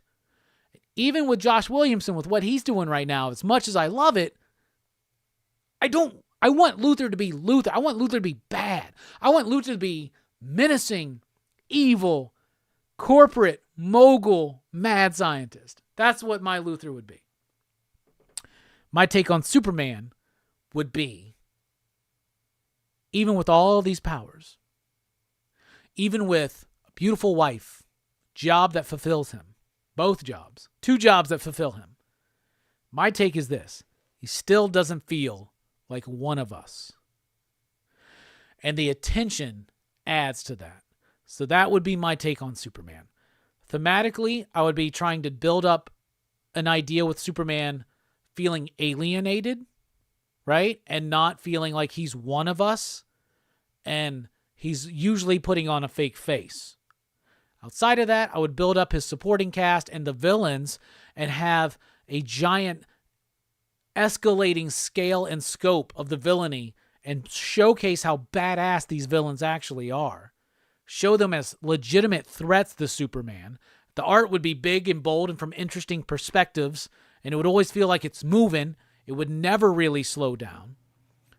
And the only time it ever did slow down would be the funeral of Jimmy Olsen. Because I guarantee you this: if I got to write Superman for 12 issues, Jimmy Olsen is dead on page 5 of issue 1.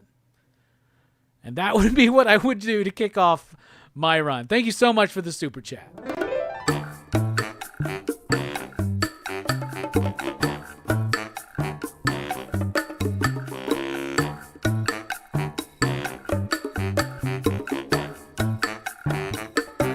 Yeah. Let's bring Mega Man out in this motherfucker. Who doesn't like Mega Man?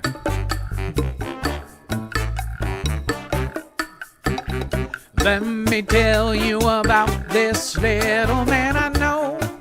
His name is Hellboy. He was sent to the earth some long time ago to save it or destroy.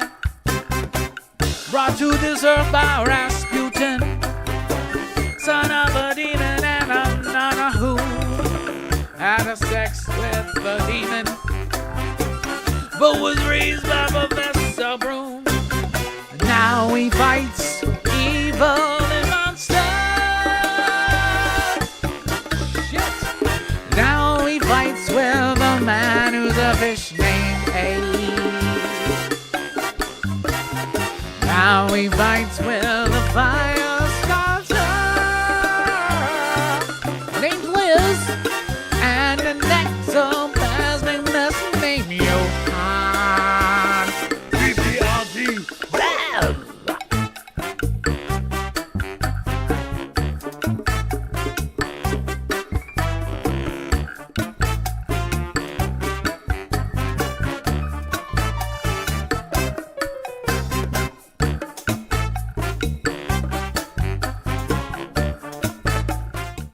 Thank you so much for the super chat, love, Ouroboros Snake. I hope that answer to your question satisfied you.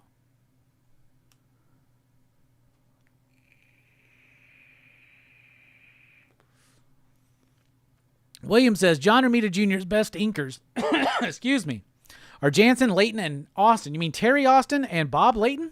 Okay, that's back in the day that you're talking about. All right, I can get it. I like it when, wasn't Green doing them for a little bit too? For me, it's Jansen and Williamson.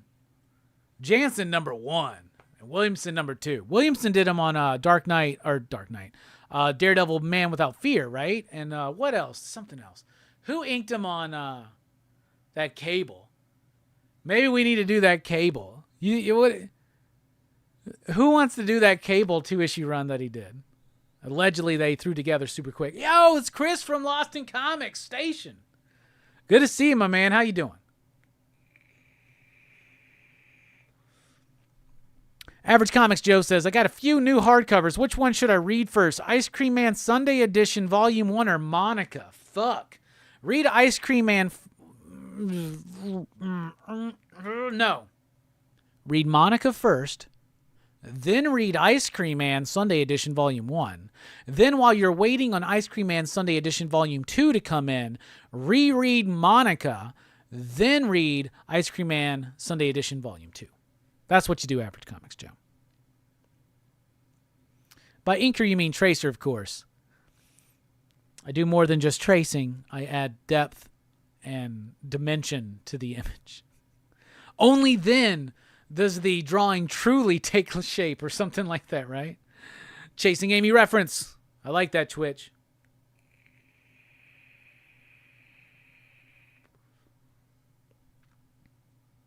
Maybe, Lulu.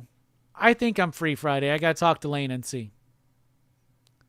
Woke up this morning, got myself a gun. Got myself a gun. Woke up this morning now. Man on the run. Oh, Sopranos is so good. I used to watch Sopranos.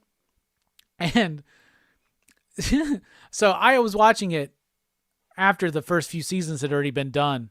So I was renting them on Netflix when you would get DVDs in the mail. And whenever I would like plan on a Sopranos night, like Robbie's chilling tonight, watching 3 episodes of The Sopranos, I would get these rolls, and I would like get salami and ham and pepperoni and like provolone cheese and olives and shit. And I would make like Italian subs in the toaster oven and fucking eat that shit and watch fucking Sopranos by myself in my 20s. Good shit, man. Woke up this morning, got myself a gun.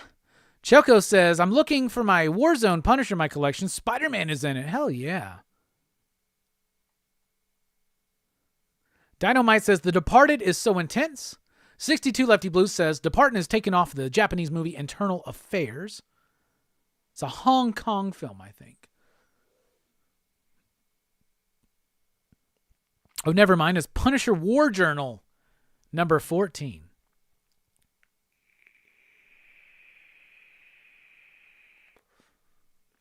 There's William. Yeah, Hong Kong film. But yeah, Infernal Affairs. That's right. I've never seen the original. Lost in Comics says, if Josh turns Lex on Superman after a few more issues, it's going to be so effective in Ultimate Betrayal, which is right on par for Lex. It has to happen. It's going to happen. It's got to happen. Sticky Ricky says, remember the Sopranos episode where he's dreaming of the Buddhist monks? Awesome. It's been a while since I've seen that one, so I'll have to revisit. And I like the ending of The Sopranos. I mean, he got. Spoilers, Lulu. Sorry, don't worry about it. You'll forget. Ouroboros says, sick as fuck. I got Mega Man on this one. Hell yeah.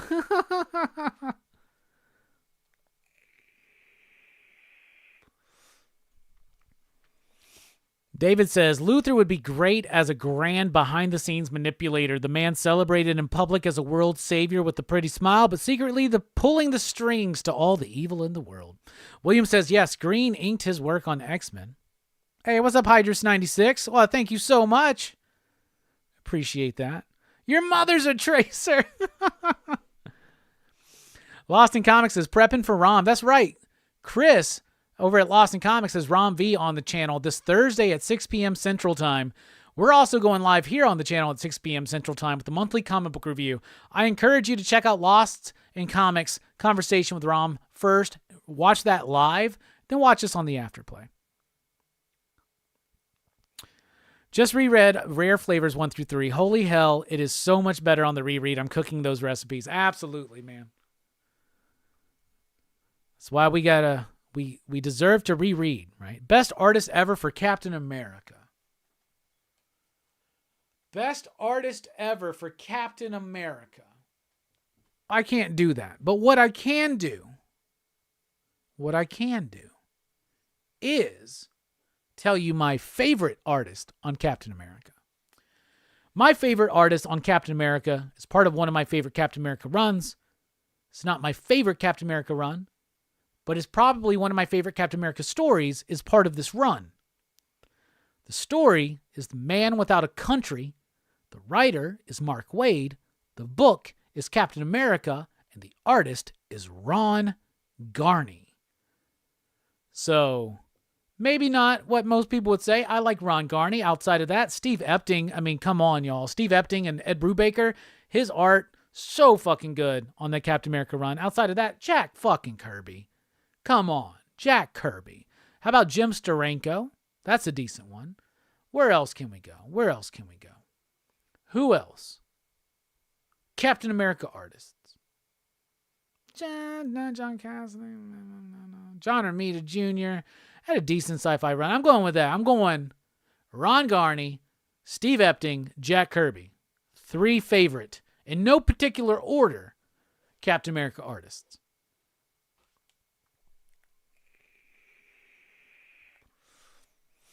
Andy Kubert, that's a good pick. He did some of that Wade run.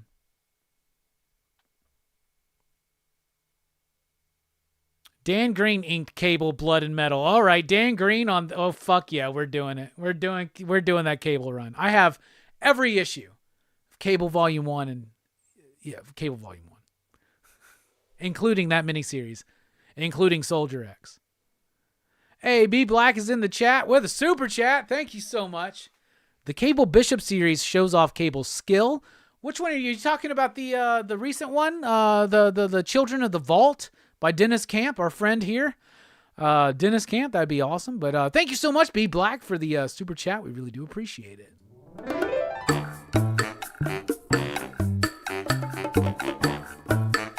For B Black, we're gonna unveil Rambo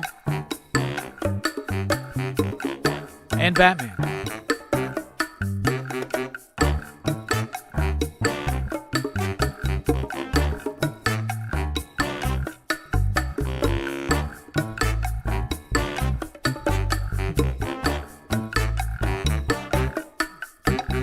Let me tell you about this little man I know. His name's John Rambo. He was just a Vietnam vet trying to get some nice food on the go. He thought he'd stop in this little small town, but the sheriff came around and he said, "You're just a clown. Don't you know you gotta leave this town? I'll drive you to the other end of the boundary." So Rambo just wanted a hot meal, but instead he got the wrath of this sheriff's spiel. He said, "We don't like your kind in this place."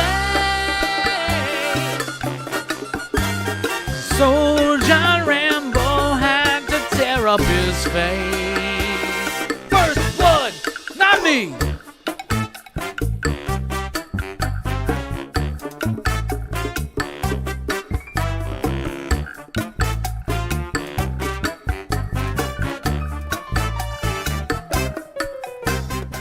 How about that? The Rambo song. First, the debut. We'll workshop that. We'll workshop that. Simpleton DC says, "I ordered Black Mamba, but I won't get it till well after your Ron V interview." Order Black Mamba. Every time I do a show with Ron V, I think every time we mention it, we sell like 5 copies for him.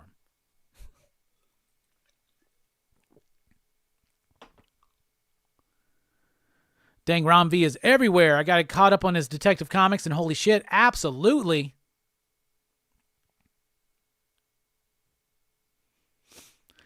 Twitch says, Alex Ross's cover art for Captain America was fire. William says, best capped artist is Steranko, Byrne, Zek, and Cassidy. Mark says, Frank Robbins. Name changes says Rob Liefeld for Captain America. Just kidding. I just got into Captain America. I tell you what, I love Rob Liefeld's Captain America. I really do. You think we ain't covering that one day? on Marvel in the 90s. William says Mike Zeck was one of my favorites. What's up, Anissa? How you doing? Station. Lulu says John Byrne for Captain America.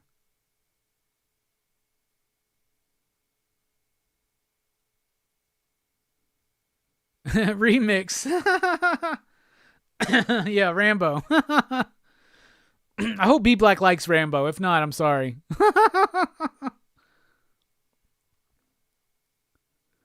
What should Rom do next? Authority or Legion of Superheroes? Neither of those. Seems like he's doing New Gods one day. That would be great.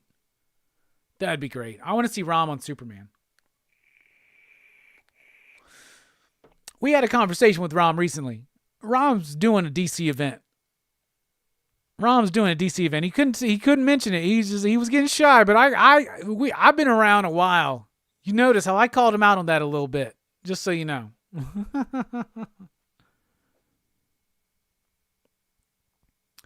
Hydra says, a lot of people don't like Rob Liefeld because he's kind of crazy, but who cares? His art is great and can't deny it, even if you don't like his personality. I love his art and his personality. I want a full run of Big-Chested Cat by Liefeld, says Lost in Comics. Hell yeah.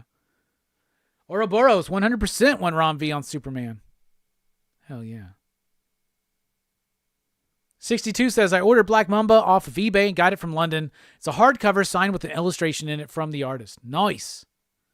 Rom does a lot of the illustrations in there too, which is always cool. All right, we're taking a quick break. When we come back, it's time for Batman, a little bit of show and tell. All that and more on Rockin Robbie Live.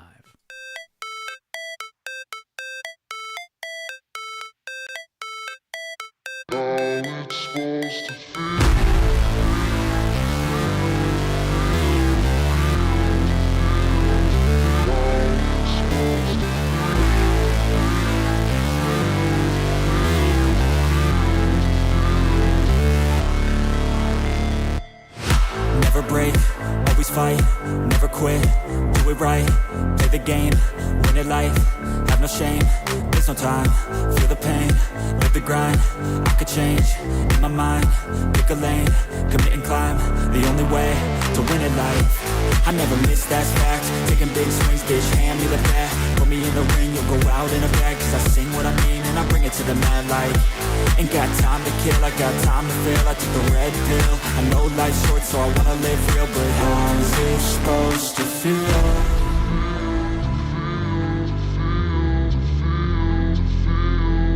How's it supposed to feel?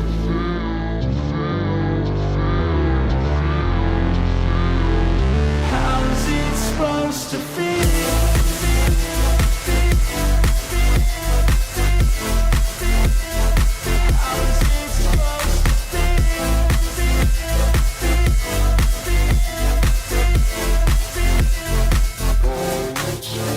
They wanna say my name, but they holding back. They wanna say they hate, but they know it's cap. I ain't play no games, I just do that's fact. And I don't feel no shame, it's a mood you lack. I go crazy, nah bitch I ain't lazy. Track after track, I work on the shit daily. Pass me the jack, right as fuel, got me hazy. About to unpack all these things I've been chasing. I've got visions in my head, like memories after death. To be a legend instead of something you can forget. I'm living up every breath, I'd rather lead than be led. I'll fill the seats as I spread with every word that I've said.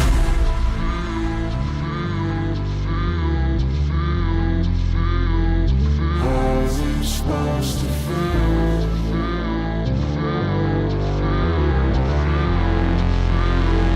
How's it supposed to feel?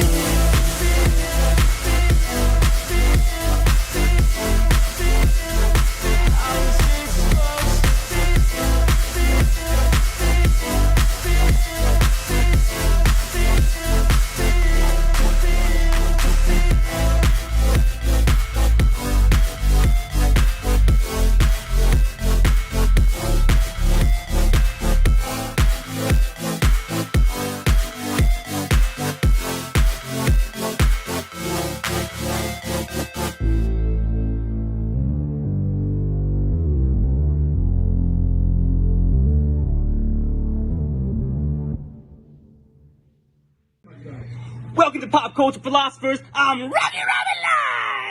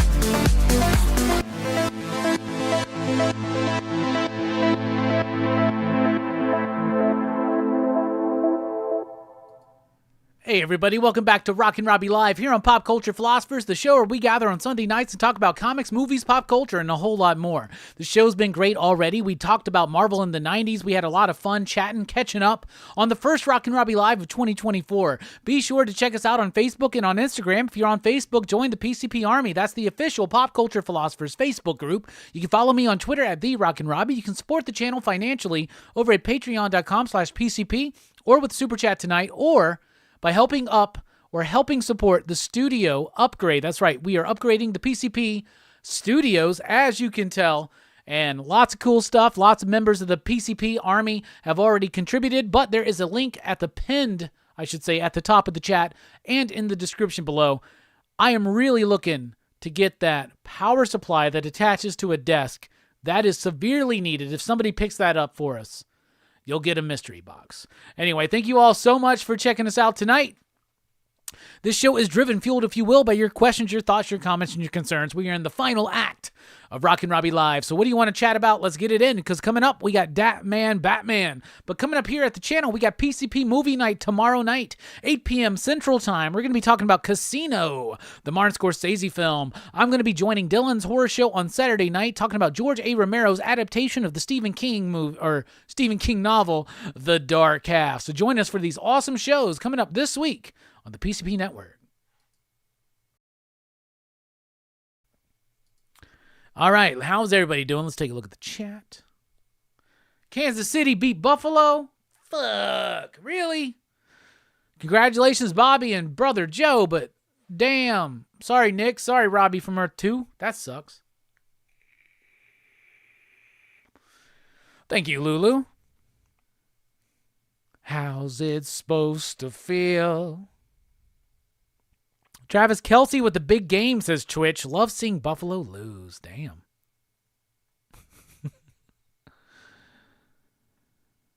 Hydrus96 says, I heard that Scott Snyder might be coming back to DC. If that happens, I will be so happy.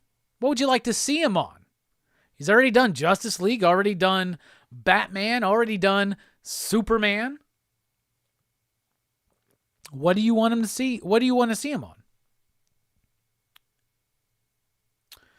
Lost in Comics says, agree, Hydrus. I think the break has done Snyder well. If and when he's back at DC, we're in store for some good stuff. Once again, what would you like to see him on, chat? Let me know. Hydrus says, the only football I watch is the Tennessee Volunteers. Well, War Eagle, baby.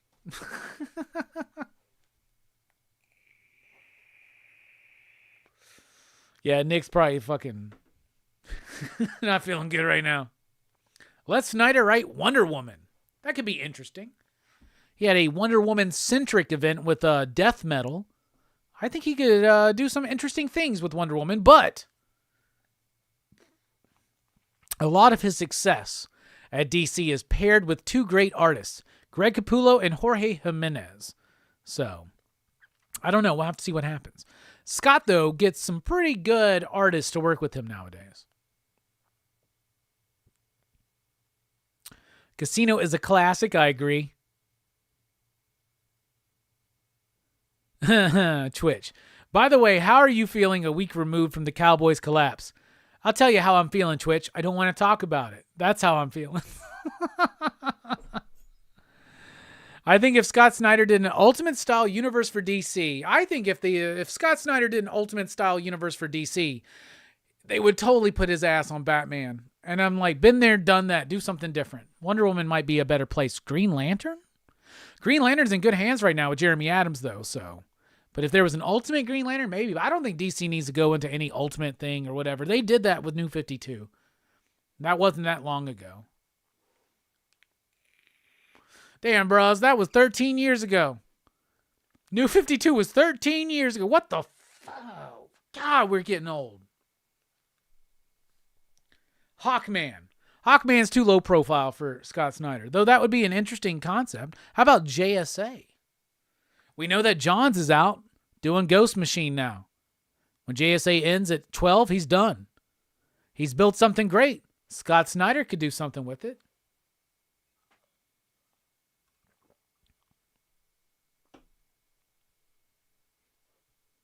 Hydra says, the true Jeremy Adams is great on Green Lantern. I do, however, miss him on Flash, though.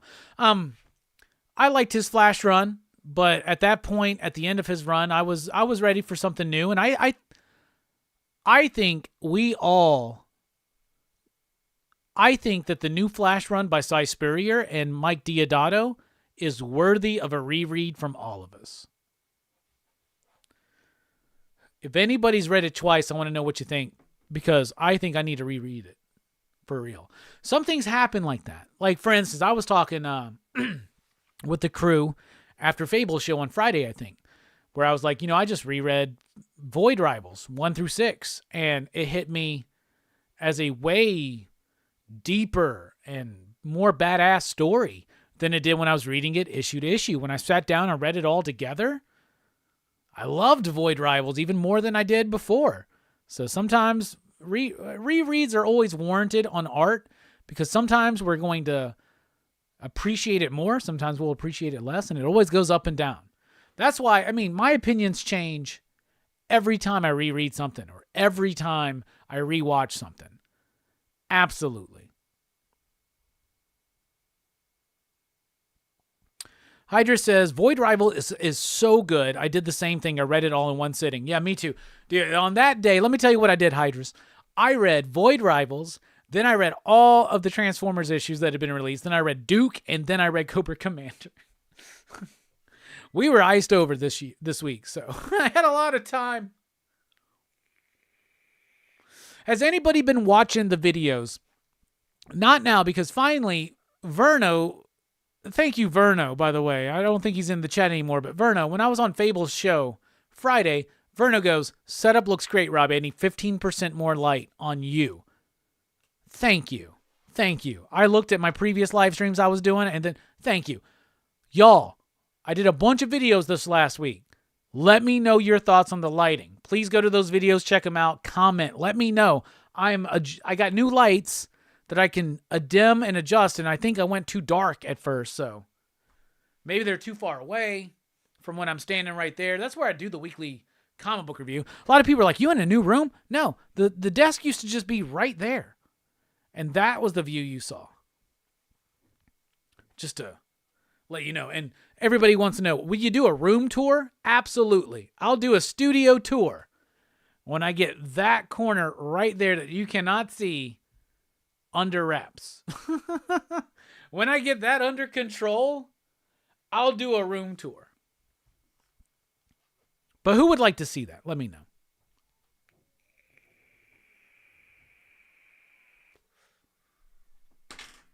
And Chill Out Man says, well, I lost it. Robbie, at least the Cowboys had a chance.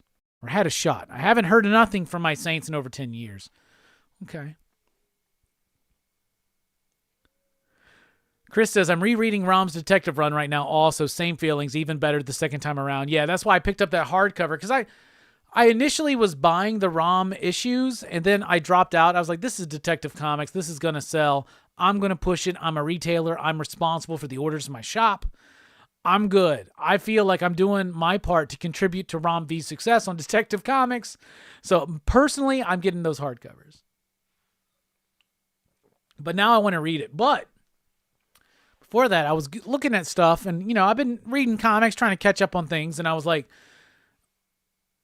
Grendel. Ever since they put those Grendel omnibuses back out in a fuller size, because they used to be available from Dark Horse in small digest size. Now they've redid them all big, because there was supposed to be a Netflix show that got canceled. That's tragic. But what's awesome is that the entirety of Grendel, or most of the entirety of Grendel, is available now in 4 omnibus forms, right? From Dark Horse. Here's the thing. This is one of the missing parts of my comic book reading history. I've never read Grendel. So I'm going to read through that Grendel series. That's what I'm finally going to do that. I'm going to start this week. I'm going to read the Grendel stuff finally.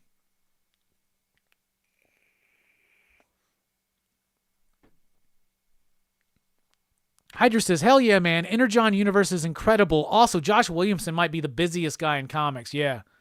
He's great, though. Friend of the show. We got to get him back on. I meant to get him back on last year, and I never reached out. He told me to reach out. I saw him at Megacon last year.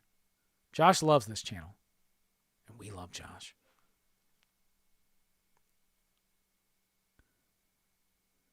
Chill Out Man says, Robbie, my best Green Lantern doesn't need the ring. The ring needs him. Write that up. For me, Bloodhood, bro. Choco says, when you're rereading, the book becomes closer to you and lets you in on some of its secrets. That's true. Plus, your expectations are off, right? And it's way different reading a stack of 40 comics for the week than it is, let me sit down and read Void Rivals, right? It's way different. One Collection Down wants the room tour. Hydra says, I love room tours. It lets me live vicariously through your financial decisions. You own or work at a shop? I work at a shop. I'm the store manager of a shop. I run the shop, but I do not own it. You still have some empty space in the back you need to fill in. Yeah, I know. I'm working on it. Slowly. I'll tell you, here's a little bit. Okay. Star Trek novels. Those are Star Trek novels. This whole shelf. That right there is my blade sword that was given to me by Bueller. That is a prop replica of Blade's sword from the Blade movie. Bueller gave that to me. Right there. That's a TV. I have a TV in my room now. Why do I have a TV in the studio? Could it be that watch-alongs are in the future planned? Maybe. Everybody needs to check out patreon.com/PCP. Maybe there's going to be some stuff. Toys, comics. These are graphic novels. Have a bunch of graphic novels in my bedroom and some in the Studio B, which we haven't utilized as a studio in a while because there's a couch in there right now that I got to move out. But these are graphic novels, basically DC, Dark Horse. There's other Dark Horse and Marvel. This stuff is all in order. This is the in order collection. And then the other stuff is just the other stuff. And some of my favorite stuff is out in the other room, the other studio. And we're going to get that set up eventually too. But we got equipment that we want to get. Part of that is on the PCP Studio Amazon wish list. If you want to help upgrade the PCP Studio, check out the link pinned at the top of the chat. If you want to contribute, anything would be worth it. Thank you. And if you get me the energy block that goes on the back of the desk, we'll get you a mystery box. All right. So then that right there, those are more Star Trek novels. Those are posters. That right there, the white thing, that is a signed by Kevin Smith Clerks movie poster that I definitely need to put up somewhere. Right? Lobby put cards for some great movies. Black Cat, Frankenstein, Dracula. That is a bunch of horror icons, and a lithograph, like canvas print that Scarpat sent me. These are all my boxes for my NECA Universal Monsters figures. They look great on the wall. There's the Raven right there. There's a Hellboy poster. Fantastic Four, Fantastic Four. Fantastic Four by John Romita. Fantastic Four by John Byrne. Covered up. That's an absolute carnage poster I need to get rid of. And covered up with, I got a Frank Miller Wolverine #1 poster I want to put there. And that's Eric Larson doing Venom. So, studio tour. Here's my microphone. Here's my chair. Here's my headphones. Lights, camera, action. Weed, beer, nicotine. There you go. Hey, Bueller's here. It's the blade sword, bro. It's the blade sword you got me. I prominently displayed right there. What's up, Bueller?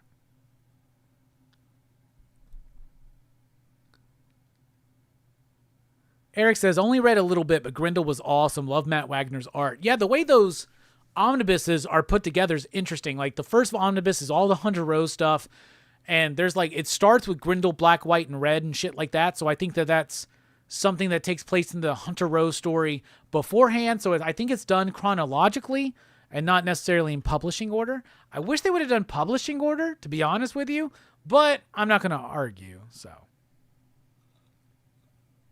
there's 4 of those bastards. One's Hunter's Rose. One's what? Grindel Prime. One is another. I don't fucking know. Sledhead says, always down for a room tour. Stu says, Robbie, you got to do a room tour. That Eric Larson Venom Spidey poster is so sick. Well, thank you. Has the Scarecrow ever received a Yellow Lantern ring? Yeah, I think it happened during Jeff Johns' era of Green Lantern, if I remember correctly.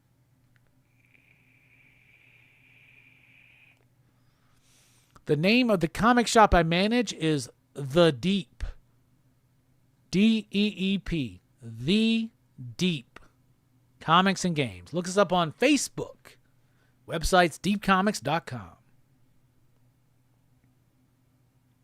We're the oldest comic shop in Huntsville, Alabama. Definitely one of the oldest comic shops in the southeast region of the United States, and one of the largest as well. Love you, Bueller. I cannot wait to see you. I don't want to do the slingshot, but we're doing it anyway, because I said we'd do it. A man of my word. You got to pay for it, though, Bueller.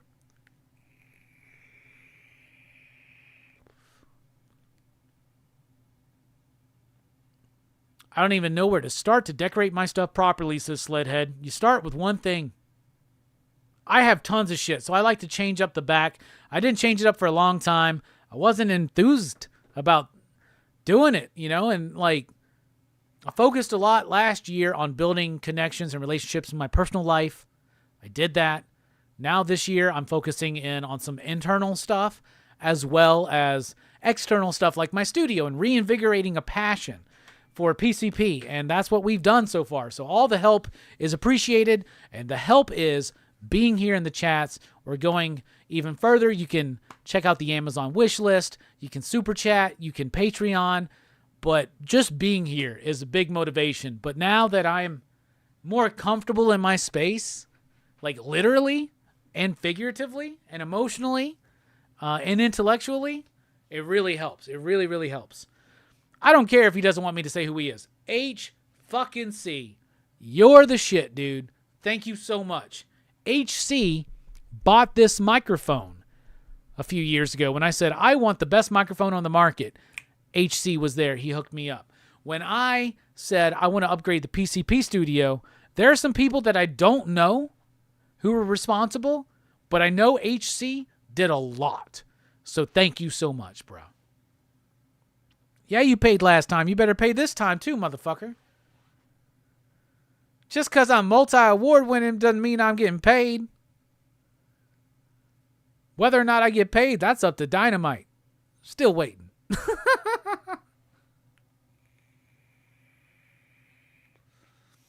Hydra says, gonna peace out and read some comics before I go to sleep. Starting a new job tomorrow. Super happy about it. Good luck in your new job. You're not homeless, Bueller. You live in a fucking van. Here's the thing, Bueller. Neither me nor you have to fucking pay. Here's the thing. If y'all want to see me and Bueller do the slingshot, I guarantee you we can get somebody to pay for that, Bueller. And also, last year, I didn't ask you to pay for the goddamn swing. I don't want to do the slingshot. I'm so scared. Dude, I'm so excited to see you, man. I'm so fucking excited to see you. You have no fucking idea. As soon as I see you and I see Spilio and Brittany and Nestor, I'm just going to fucking... Like, I've actually seen Nestor since then. He showed up at my shop earlier. But, like, I miss you so much, Bueller.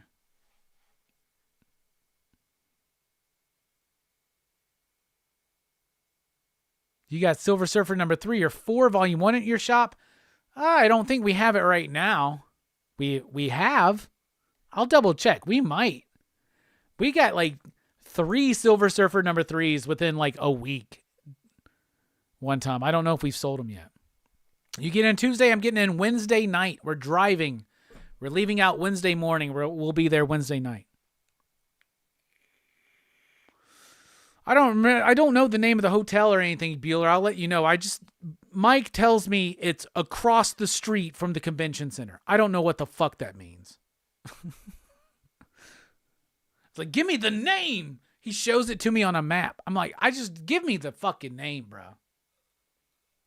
I don't know these streets. Allegedly, we can walk there comfortably, though.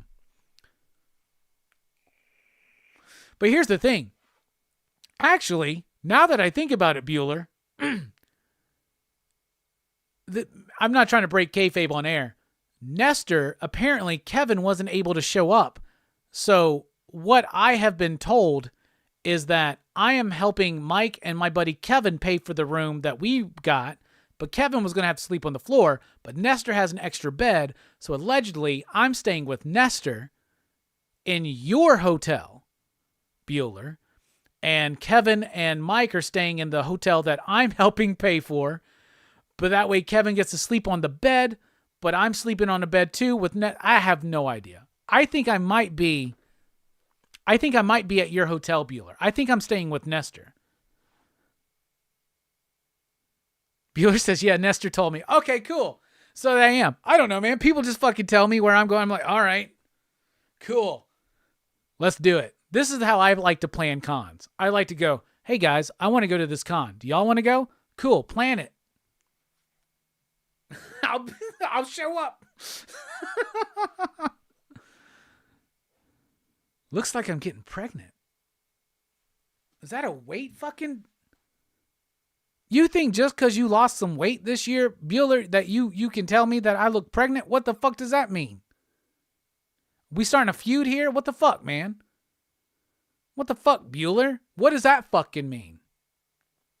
You look fucking pregnant. Like a pregnant fucking ego and a fucking head, man. Who the fuck do you think you are? Brother Joe, congrats to your fucking Chiefs, man. Oh, staying with Nestor? Oh, am I breedable? Fuck that. Who the fuck you think you are, Bueller?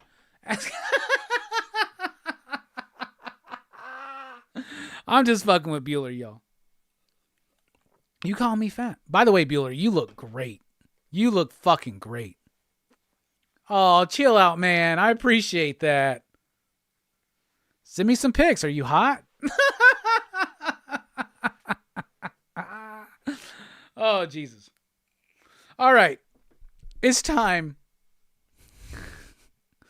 Because I'm getting off the rails now. It's time for one of our favorite segments here. We like to go through Batman the Animated Series.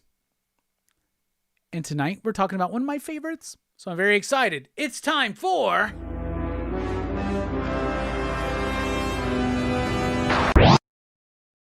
Batman. Batman. All right. And tonight we're talking about Two-Face Part 1. This is a two-parter, but we're still going to go through it episode by episode. This might be one of my favorite episodes of Batman, period. Two-Face is my absolute favorite Batman villain, And I was thinking about it very long and hard this week. No pun intended, Bueller. But this episode might be the reason why. So we start off Harvey Dent, who we've already seen in the episodes previous as just Harvey Dent. A brilliant thing about Batman the Animated Series is that they don't start with him already being Two-Face. We actually see his origin throughout the series, and I love that, right? So he's having a dream, and it introduces the idea that there's a dark personality within him already. Big Bad Harv. So he's having this dream. He wakes up. He's shaken. He's shook. You know what I'm saying? They introduce the idea that he's got this beautiful woman who's the love of his life. He's running for re-election, but he's cracking. He's losing it because the more that he goes after these criminals, the more and more he starts letting in more of that Big Bad Harv instinct. We'll learn more about that later. He shows up at a raid against criminals that are allegedly tied to Rupert Thorne, a crime boss that Dent is after right now as DA and part of his re-election campaign. But Batman shows up. So as the police are out there along with Dent, Batman shows up, takes care of everything, big explosives out there. And I think this is some really good thinking from this animated series to have Harvey as a character who not just exists throughout this episode, but in previous episodes. I mean, I think he may have only shown up. He showed up in the first one. He showed up in the Man-Bat episode. He showed up in the Poison Ivy episode. But we got to know Harvey Dent before we see the tragedy of Two-Face. So Batman shows up. He takes out these crooks. They kind of like wave their hats, wave their hands, wave their flags towards Batman. But as the crooks are being taken away, one of them says some not so nice things to Harvey Dent. A little bit of his dark side starts coming out. Rupert Thorne sees that and he says, there's something dark in the past of this DA, so let's look into it and try to figure out what it is. Meanwhile, it's revealed that Harvey goes to a therapist. It's the 90s, and back in the 90s, it wasn't cool to go see a therapist. Everybody, if you need counseling, if you need therapy, check it out. Nothing wrong about it. In fact, we all should do it, myself included. But in his therapy session, he gets hypnotized because it's revealed that he's got a split personality. There's a really great foreshadowing scene right here where the lightning flashes in the window and you see the Two-Face visage. It happens so quick, right? But it's a foreshadow that works so well and it's great. Then the therapist brings out Big Bad Harv, the alternate personality. Turns out that what happened was he felt so guilty, Harvey Dent did, for every bad thing that he did as a kid, that now even the thought of doing bad things is so bad to him, he has repressed it in his mind, and it has formed an evil character. Big Bad Harv, right? I like that whole idea, right? He turns on his therapist, starts threatening her, but then she snaps him out of it. But another great foreshadow for the Two-Face idea. Then we get he's back on the campaign trail to win votes as the DA, and he proposes to his love. Now, we know that this is Gilda, right? Is it Gilda or Glinda? Gilda, right? But I don't think they name her in this. I don't really know. But he's at a party, but then he gets some news, and he's got to go. The news he gets is that Thorne has spied on him and knows that he's in therapy. Bruce, who's trying to play the Bruce Wayne act, notices that he's leaving, sees something, acts suspicious, and some nice shadow on his face to show that Bruce Wayne's Batman, in case you didn't realize, right? All right, so Batman follows Harvey Dent to where he's at, which is a confrontation with Rupert Thorne. Rupert Thorne says, we know that you're a freak. We know that you got a split personality. We know that you see a psychiatrist about it, and we're going to ruin you. We're going to wreck you unless you lay the fuck off of my business operations. To which Harvey says, nope, because it's Big Bad Harv that's brought out. It's all ramped up again. Batman has to jump in, join into the fight, and then, in a very dramatic fashion, Harvey Dent's lying next to an explosion that goes off and completely fucks him up. Batman goes, Harvey, no. Now, in the comics, he has acid thrown in his face by a crime family member during a trial. That's cool, but I tell you what, when I was a kid, this was fine for me. It worked 100%. I bought it because even though the incidents, the actual plot points of what happens to him, that don't matter. What matters is Harvey Dent, a good guy, trying to win over Gotham City, trying to protect people with a partnership with Batman and Gordon, this figure, someone who can align themselves with them for good against the corrupt in Gotham City and the insane villains. He's now fucked up beyond repair. There's a tragedy. So he's at the hospital. Half of his face is wrecked. He wants to look at it. It drives him crazy.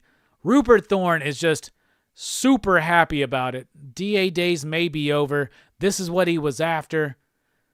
The fiancé shows up. Dent has escaped, turns to the camera to reveal the grotesque visage of Two-Face. And then a wonderful lightning flash to show you in another light how grotesque and deformed this man has been. And now we know that this dude, because of his disfigurement, has now been split into two.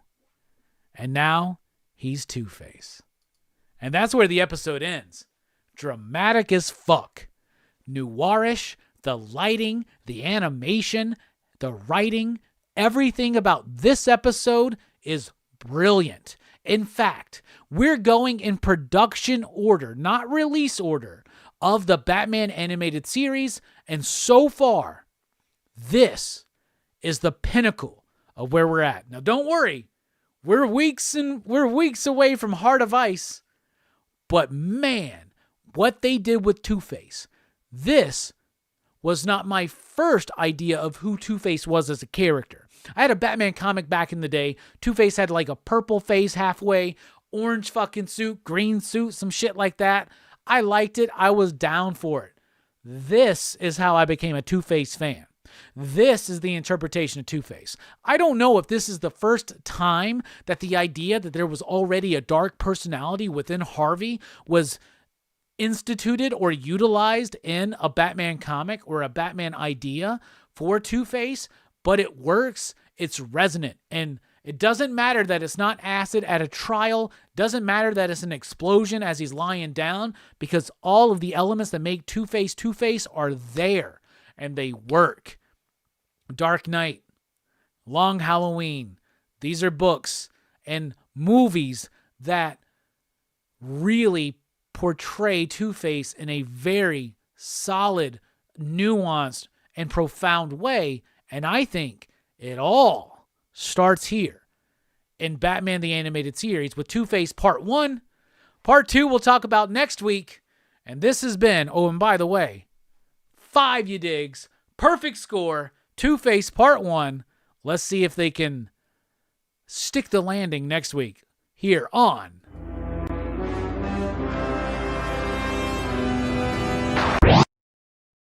That man. Batman. All right. So there's Batman. We'll be back next week to cover the second part of Two-Face on Batman the Animated Series. Let's take a look at the chat.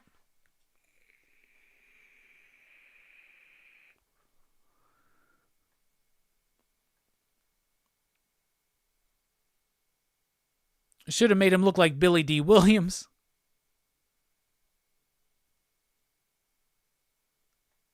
A lot of Kansas City love out there, I see in the chat. Thank you. Thank you, Billy.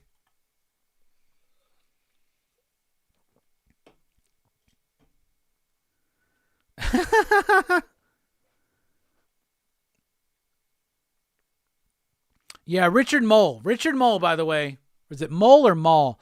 He played the dude in Night Court. What was his character's name in Night Court? I don't remember, but he was the bailiff, right? He's the voice of Harvey Dent Two-Face. It was great. It's great.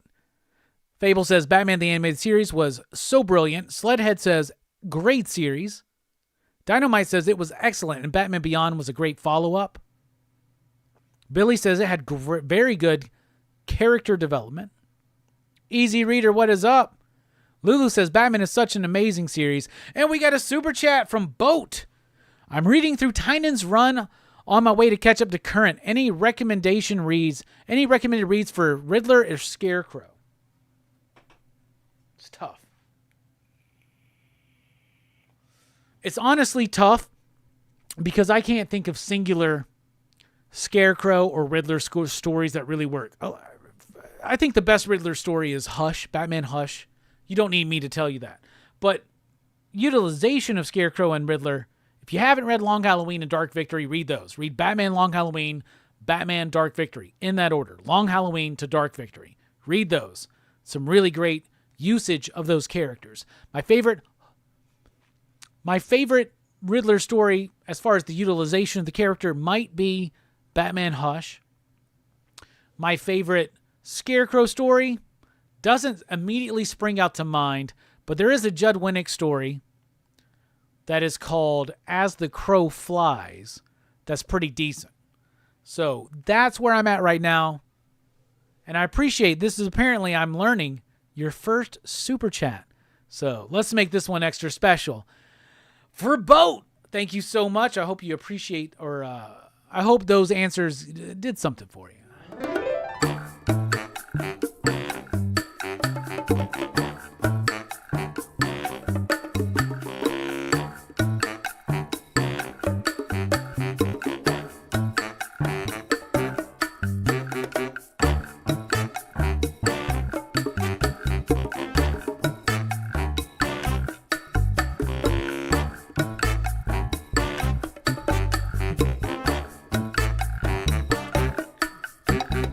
Let me tell you about this little man I know. His name is Hellboy. He was sent to the earth some long time ago to save it or destroy. Brought to this earth by Rasputin, son of a demon and a nana who had the sex with the demon, but was raised by Professor Broom. And now he fights evil and monsters. Shit! Now he fights with a man who's a fish named Abe. And now he fights with a fire starter named Liz. And an exoplasmic mess named Johann. BBRD.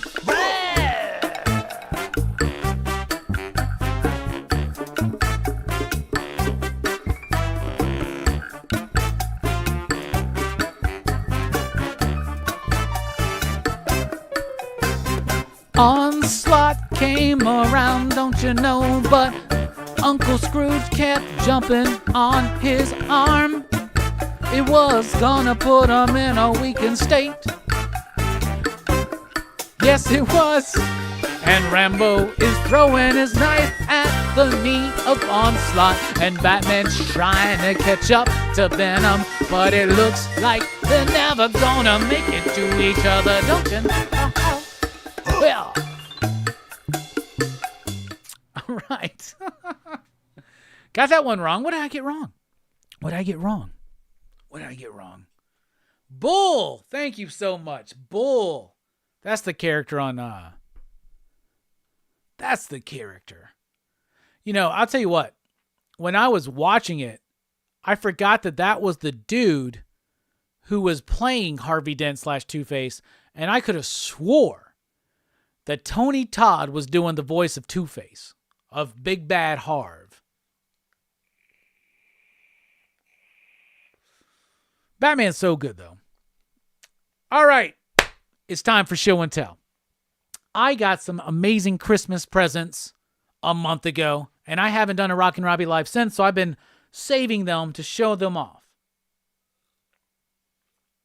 And my Christmas presents are all over the place, so I hope that I found them all. I hope I'm not leaving anybody out. We're going to start with some of the Blu-rays that I got for Christmas. My sister Cindy got me Mark of the Vampire, Todd Browning remake of his silent classic, lost silent classic, London After Midnight. Happy to have that in the collection. My boy Clayton got me Demonia, a Lucio Fulci film of nunsploitation. So there we go. Charlie, Chuck, customer of mine at the shop and a good friend, picked me up this Silent Running. I've never seen this, never heard of this, but I hear it's really good. It's only on 4K. I have a 4K TV, but I do not have a 4K player. So when I get a 4K player, one of the first things I'm going to do is check that out. Choco's 26 was here. Him and his wife and his lovely family, who they, by the way, named a cat after me. Choco's 26. Him and his wife named their cat after me. Do you know how honored I fucking feel? But they sent me The Maltese Falcon, one of my favorite movies, on 4K and with the Blu-ray inside. So until I get the...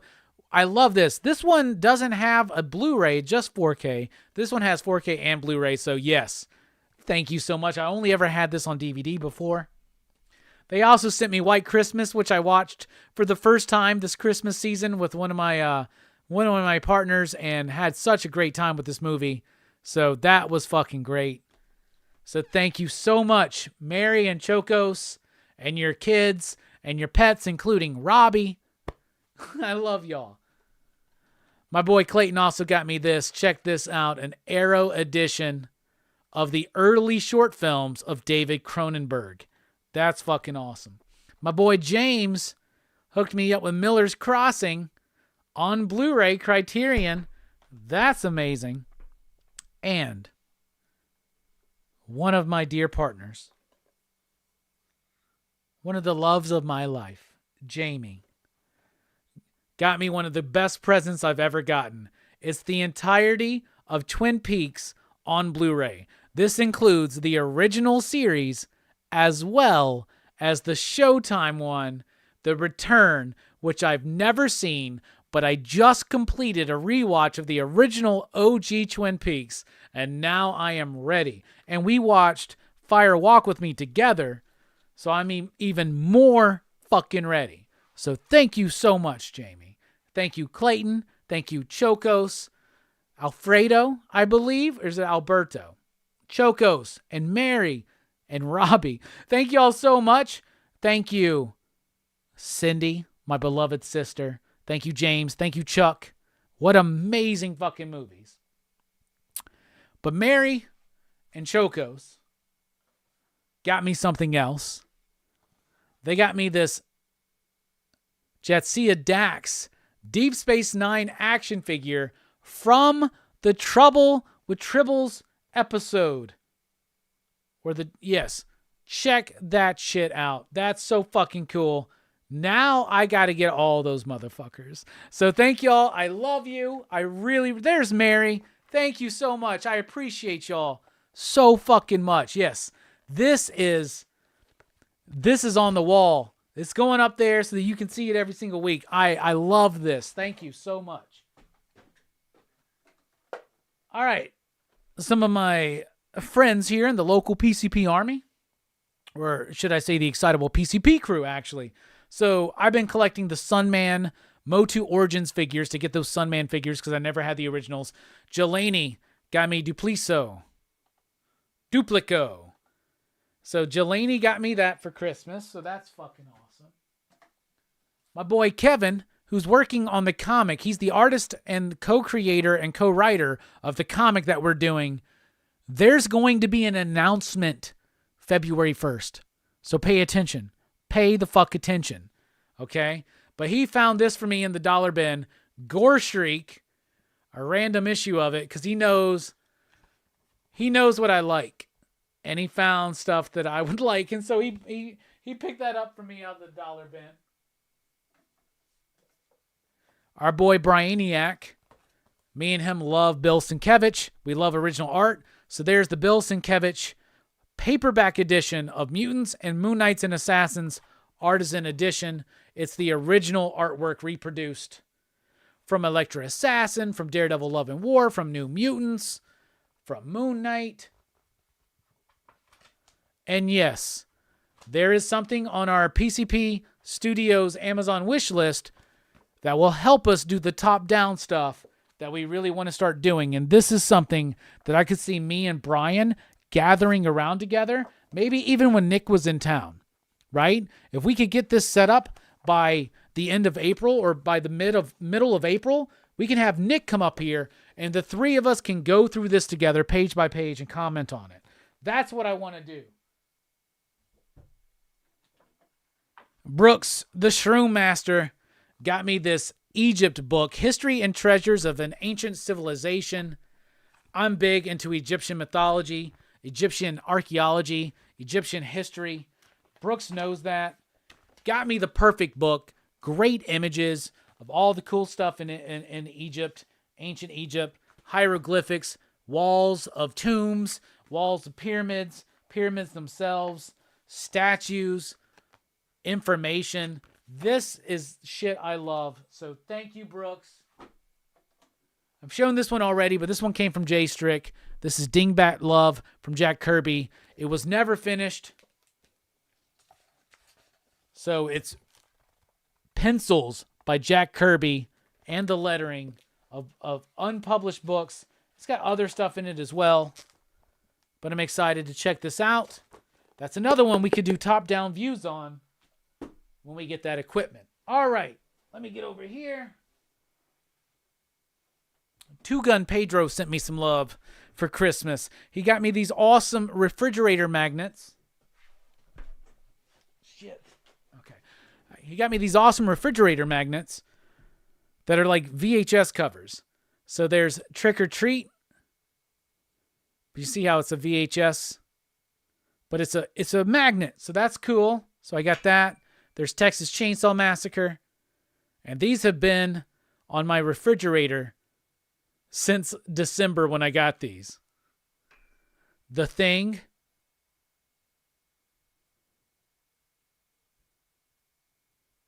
You know, the CBC Awards are coming up. One of the categories is like Best Channel Supporter.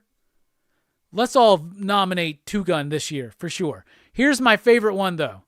Slumber Party Massacre 2. You know me, Two Gun. You know me. I feel so seen.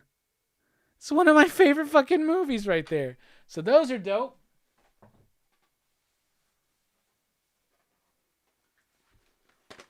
He also got me some VHSs, including Beverly Hills Cop,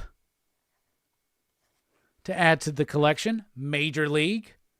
These are Major League, some great movies to have in the collection. Waterboy.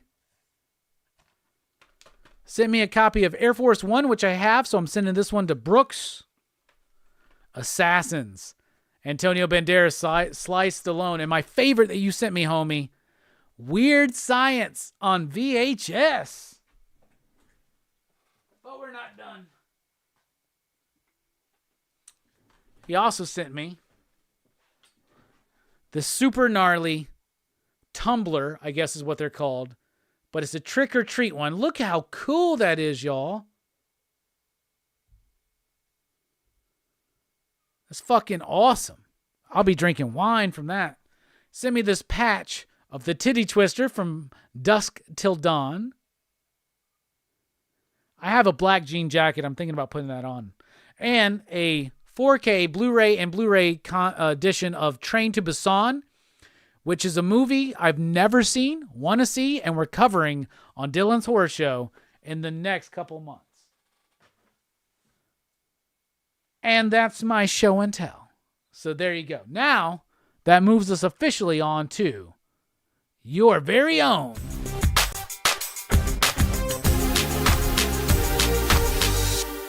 Final Five. All right, we're going through my VHS collection. Next up, here's a VHS that's never been opened. Still sealed. Romeo Must Die. Do y'all remember this movie? I loved it. Does it come with the... It comes with the Try Again music video. If at first you don't succeed, you can dust yourself off and try again. Dust yourself off and try again. There's 7. That's a great fucking movie right there. Then we got 7 Brides for for Seven Brothers on VHS, y'all. Fuck yeah. 7 Years in Tibet. A movie I remember really liking, but I was in high school, so I haven't seen it in forever. But I remember liking this movie. And then one of the rare horror films I have on VHS, but one that I love in my collection, The Shining on VHS, y'all. From the Stanley Kubrick collection, and that has been your very own.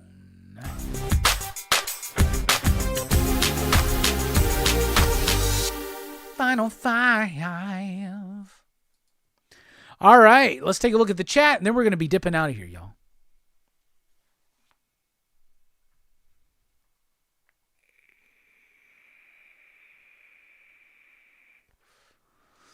Fuck, we had a super chat that I missed. Super chat from Sledhead. Can we get Rambo one more time? Yeah.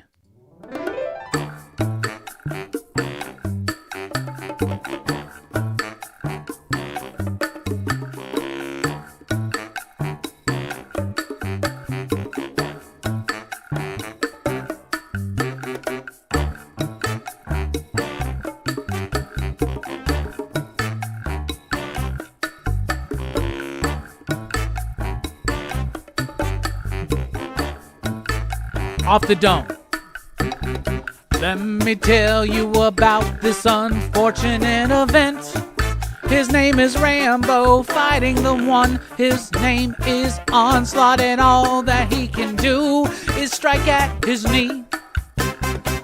Uncle Scrooge shows up and he says, I'll jump around in the middle of the air. John Rambo doesn't care. He says, oh, don't you dare. You're not doing nothing. I'm gonna take this fucker down at the motherfucking knee. Don't you understand? Uncle Scrooge, you got to do it at the knees. You gotta cut him when you please. Gotta take him at the knees as he begging and he pleads. Let me go. Rambo doesn't understand the nuance of Uncle Scrooge and his illusion or delusion into what he can do, bringing confusion to the mood. Mario, what?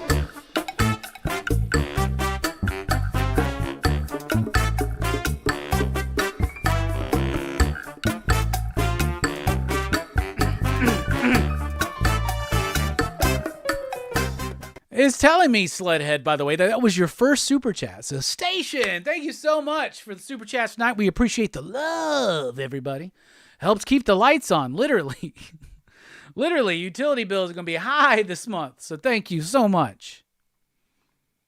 Christmas in January doesn't get any better. Mary, I love y'all so much. Dynamite says Twin Peaks was a trip of a series. Artist formerly known as Jesse Say What's his cool figure. Hell yeah. Have you seen RoboCop versus the Vampires? No, I have not, Frankenfrog. It does sound interesting, though. Yeah, those magnets are sick, aren't they? Taki's here. He says, I saw the art on the Rockin Robbie comics, the ones I'm doing with Kevin Stokes. His mind's been blown 4 times. There is a sequel to Train to Busan. Interesting. Choco says, oh, I love Assassins. I own a DVD. Maybe I should try to upgrade to Blu-ray. Two Gun says, I'm just adding to your stuff. No, your stuff, the stuff that I have from you is fucking worth it, brother. Trust me. Keep sending it, Two Gun. Everything you send me is badass. I still wear them shirts. The only one I don't wear all the time is my Captain Chrono shirt. And the only reason why is because it shows my nipples.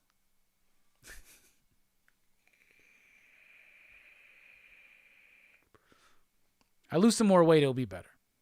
Lulu says, Train to Busan is a fantastic fucking movie. We'll have to watch it with you sometime. Yeah, we'll be covering that on DHS in March, I think so. Absolutely, it's coming up. We have officially gone off the rails. Yes, we have. Yes, we have. All right, y'all. Coming up here this week on the channel, tomorrow night. Do join us for PCP Movie Night. Well, we're going to be talking about, where's the We're going to be talking about Casino on PCP Movie Night, the Martin Scorsese film. Very excited for that conversation. I will be on Dylan's Horror Show again this Saturday to talk about The Dark Half, Stephen King's story, movie by George A. Romero. Very excited for that. All right. We love you. 2024. Let's do it some more. Y'all are the best. We'll see you at Megacon. We'll see you here next week. Your homework. Watch Batman the Animated Series, Two-Face Part 2, and read Punisher Warzone number 4. Get ready for next week. And next week should hopefully have the return of the DC sneak peek. We love y'all. Have a good one.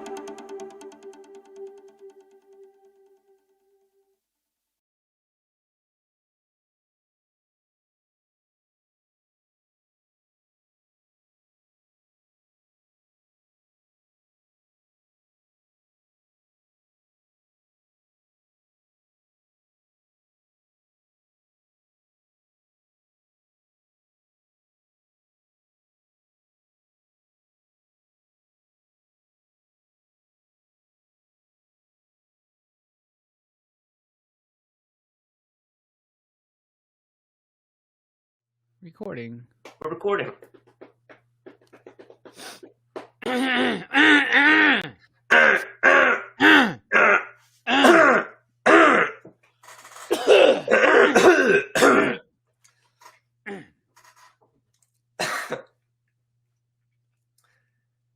Hey, gang. Welcome to...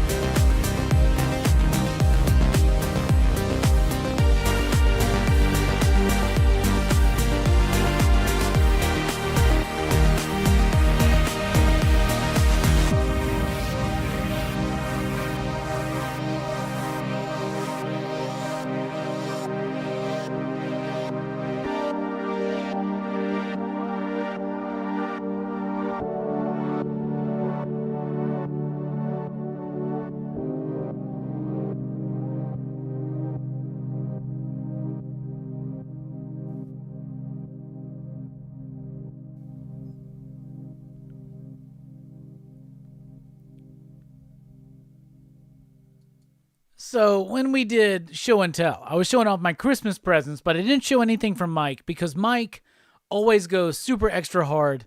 I wanted to give him his own spotlight.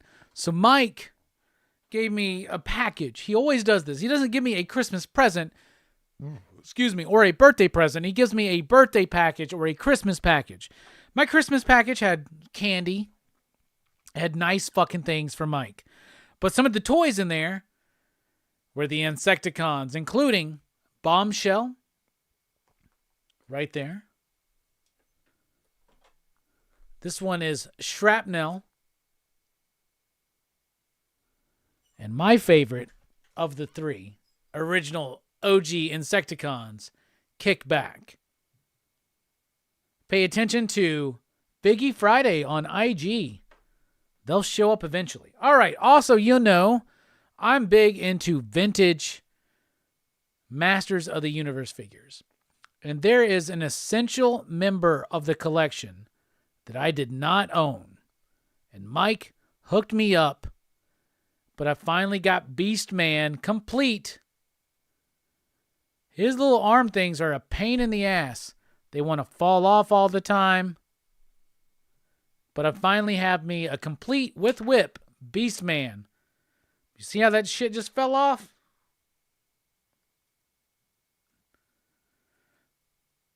So Beast Man. Y'all also know that I love vintage Playmates Teenage Mutant Ninja Turtles. And he got me a complete version of a figure I had when I was a kid, and I cannot believe it. Metalhead. Complete. There's his extra arm. There's his normal arm right there. With the backpack. How fucking cool is that, y'all? Can we just shout out how cool Mike the fucking Voice Matthews is?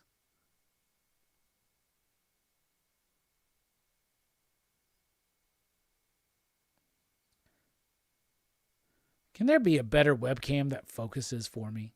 Close up. There we go. Look at that beautiful condition.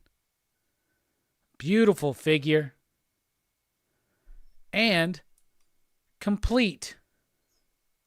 How fucking cool is that? Go Mike. Right? Just go Mike.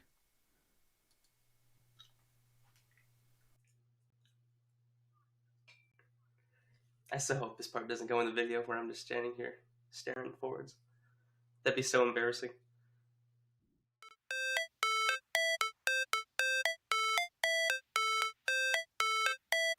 I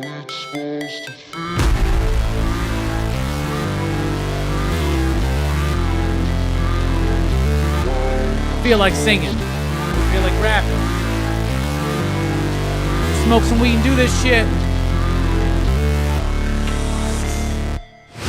Never bite, always fight, never quit, do it right, play the game, win it life, have no shame, there's no time, feel the pain, live the grind, I can change, in my mind, pick a lane, commit and climb, the only way to win it life.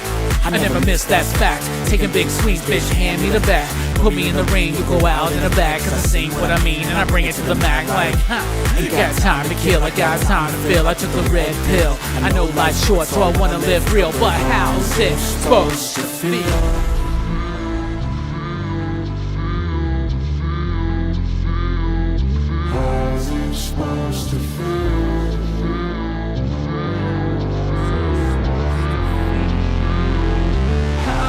Supposed to feel.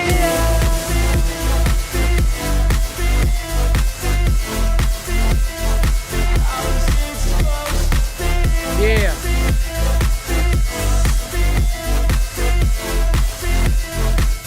Check, check, check. They wanna say my name, but they holding back. They wanna say they hate, but they know it's cap. I ain't play no game, I just do this fact, and I don't feel no shame. It's a mood you like, I go crazy. Nah, bitch, I ain't lazy. Track after track, I work on the shit daily. Pass me the jack, right, the fuel got me hazy. Got to unpack all these dreams. I got visions in my head, like memories after death. To be a legend instead of something you can forget. I'm living up every breath. I'd rather lead than be led. I feel the seeds as I spread with every word that I've said.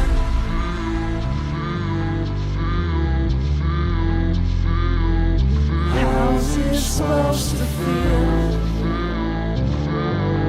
How's it supposed to feel, PCP Army? Get it up, get it up! How's it supposed to feel?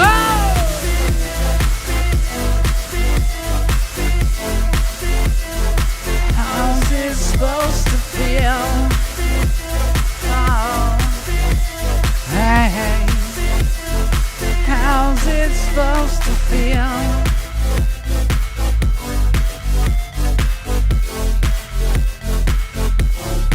How's it supposed to feel? Is this real? What's the deal? Yo, how's it supposed to feel?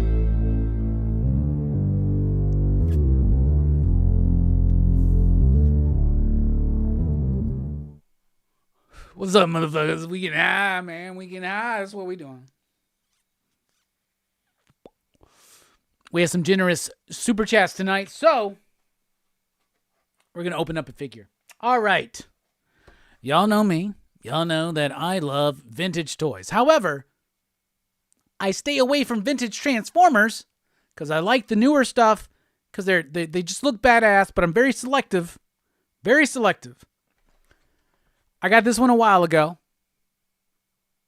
and we're going to open it tonight. This is my Silver Streak Transformer Autobot. So, Blue Streak, Silver Streak, what's the fucking difference? If I want to call this motherfucker Blue Streak, I think I can. I don't think anybody's going to fault me for that.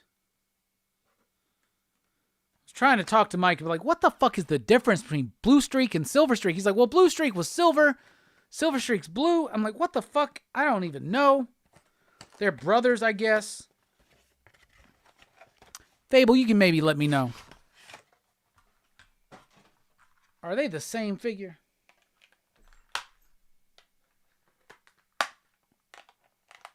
Let's fucking free this beast. Toys are meant to breathe. Unless you're the ones on my wall, see? Elvis was a hero to most, but he never meant shit to me. Elvis was simple and plain. Fuck him and John Wayne. Oh, I don't like having to force that shit through. What the fuck?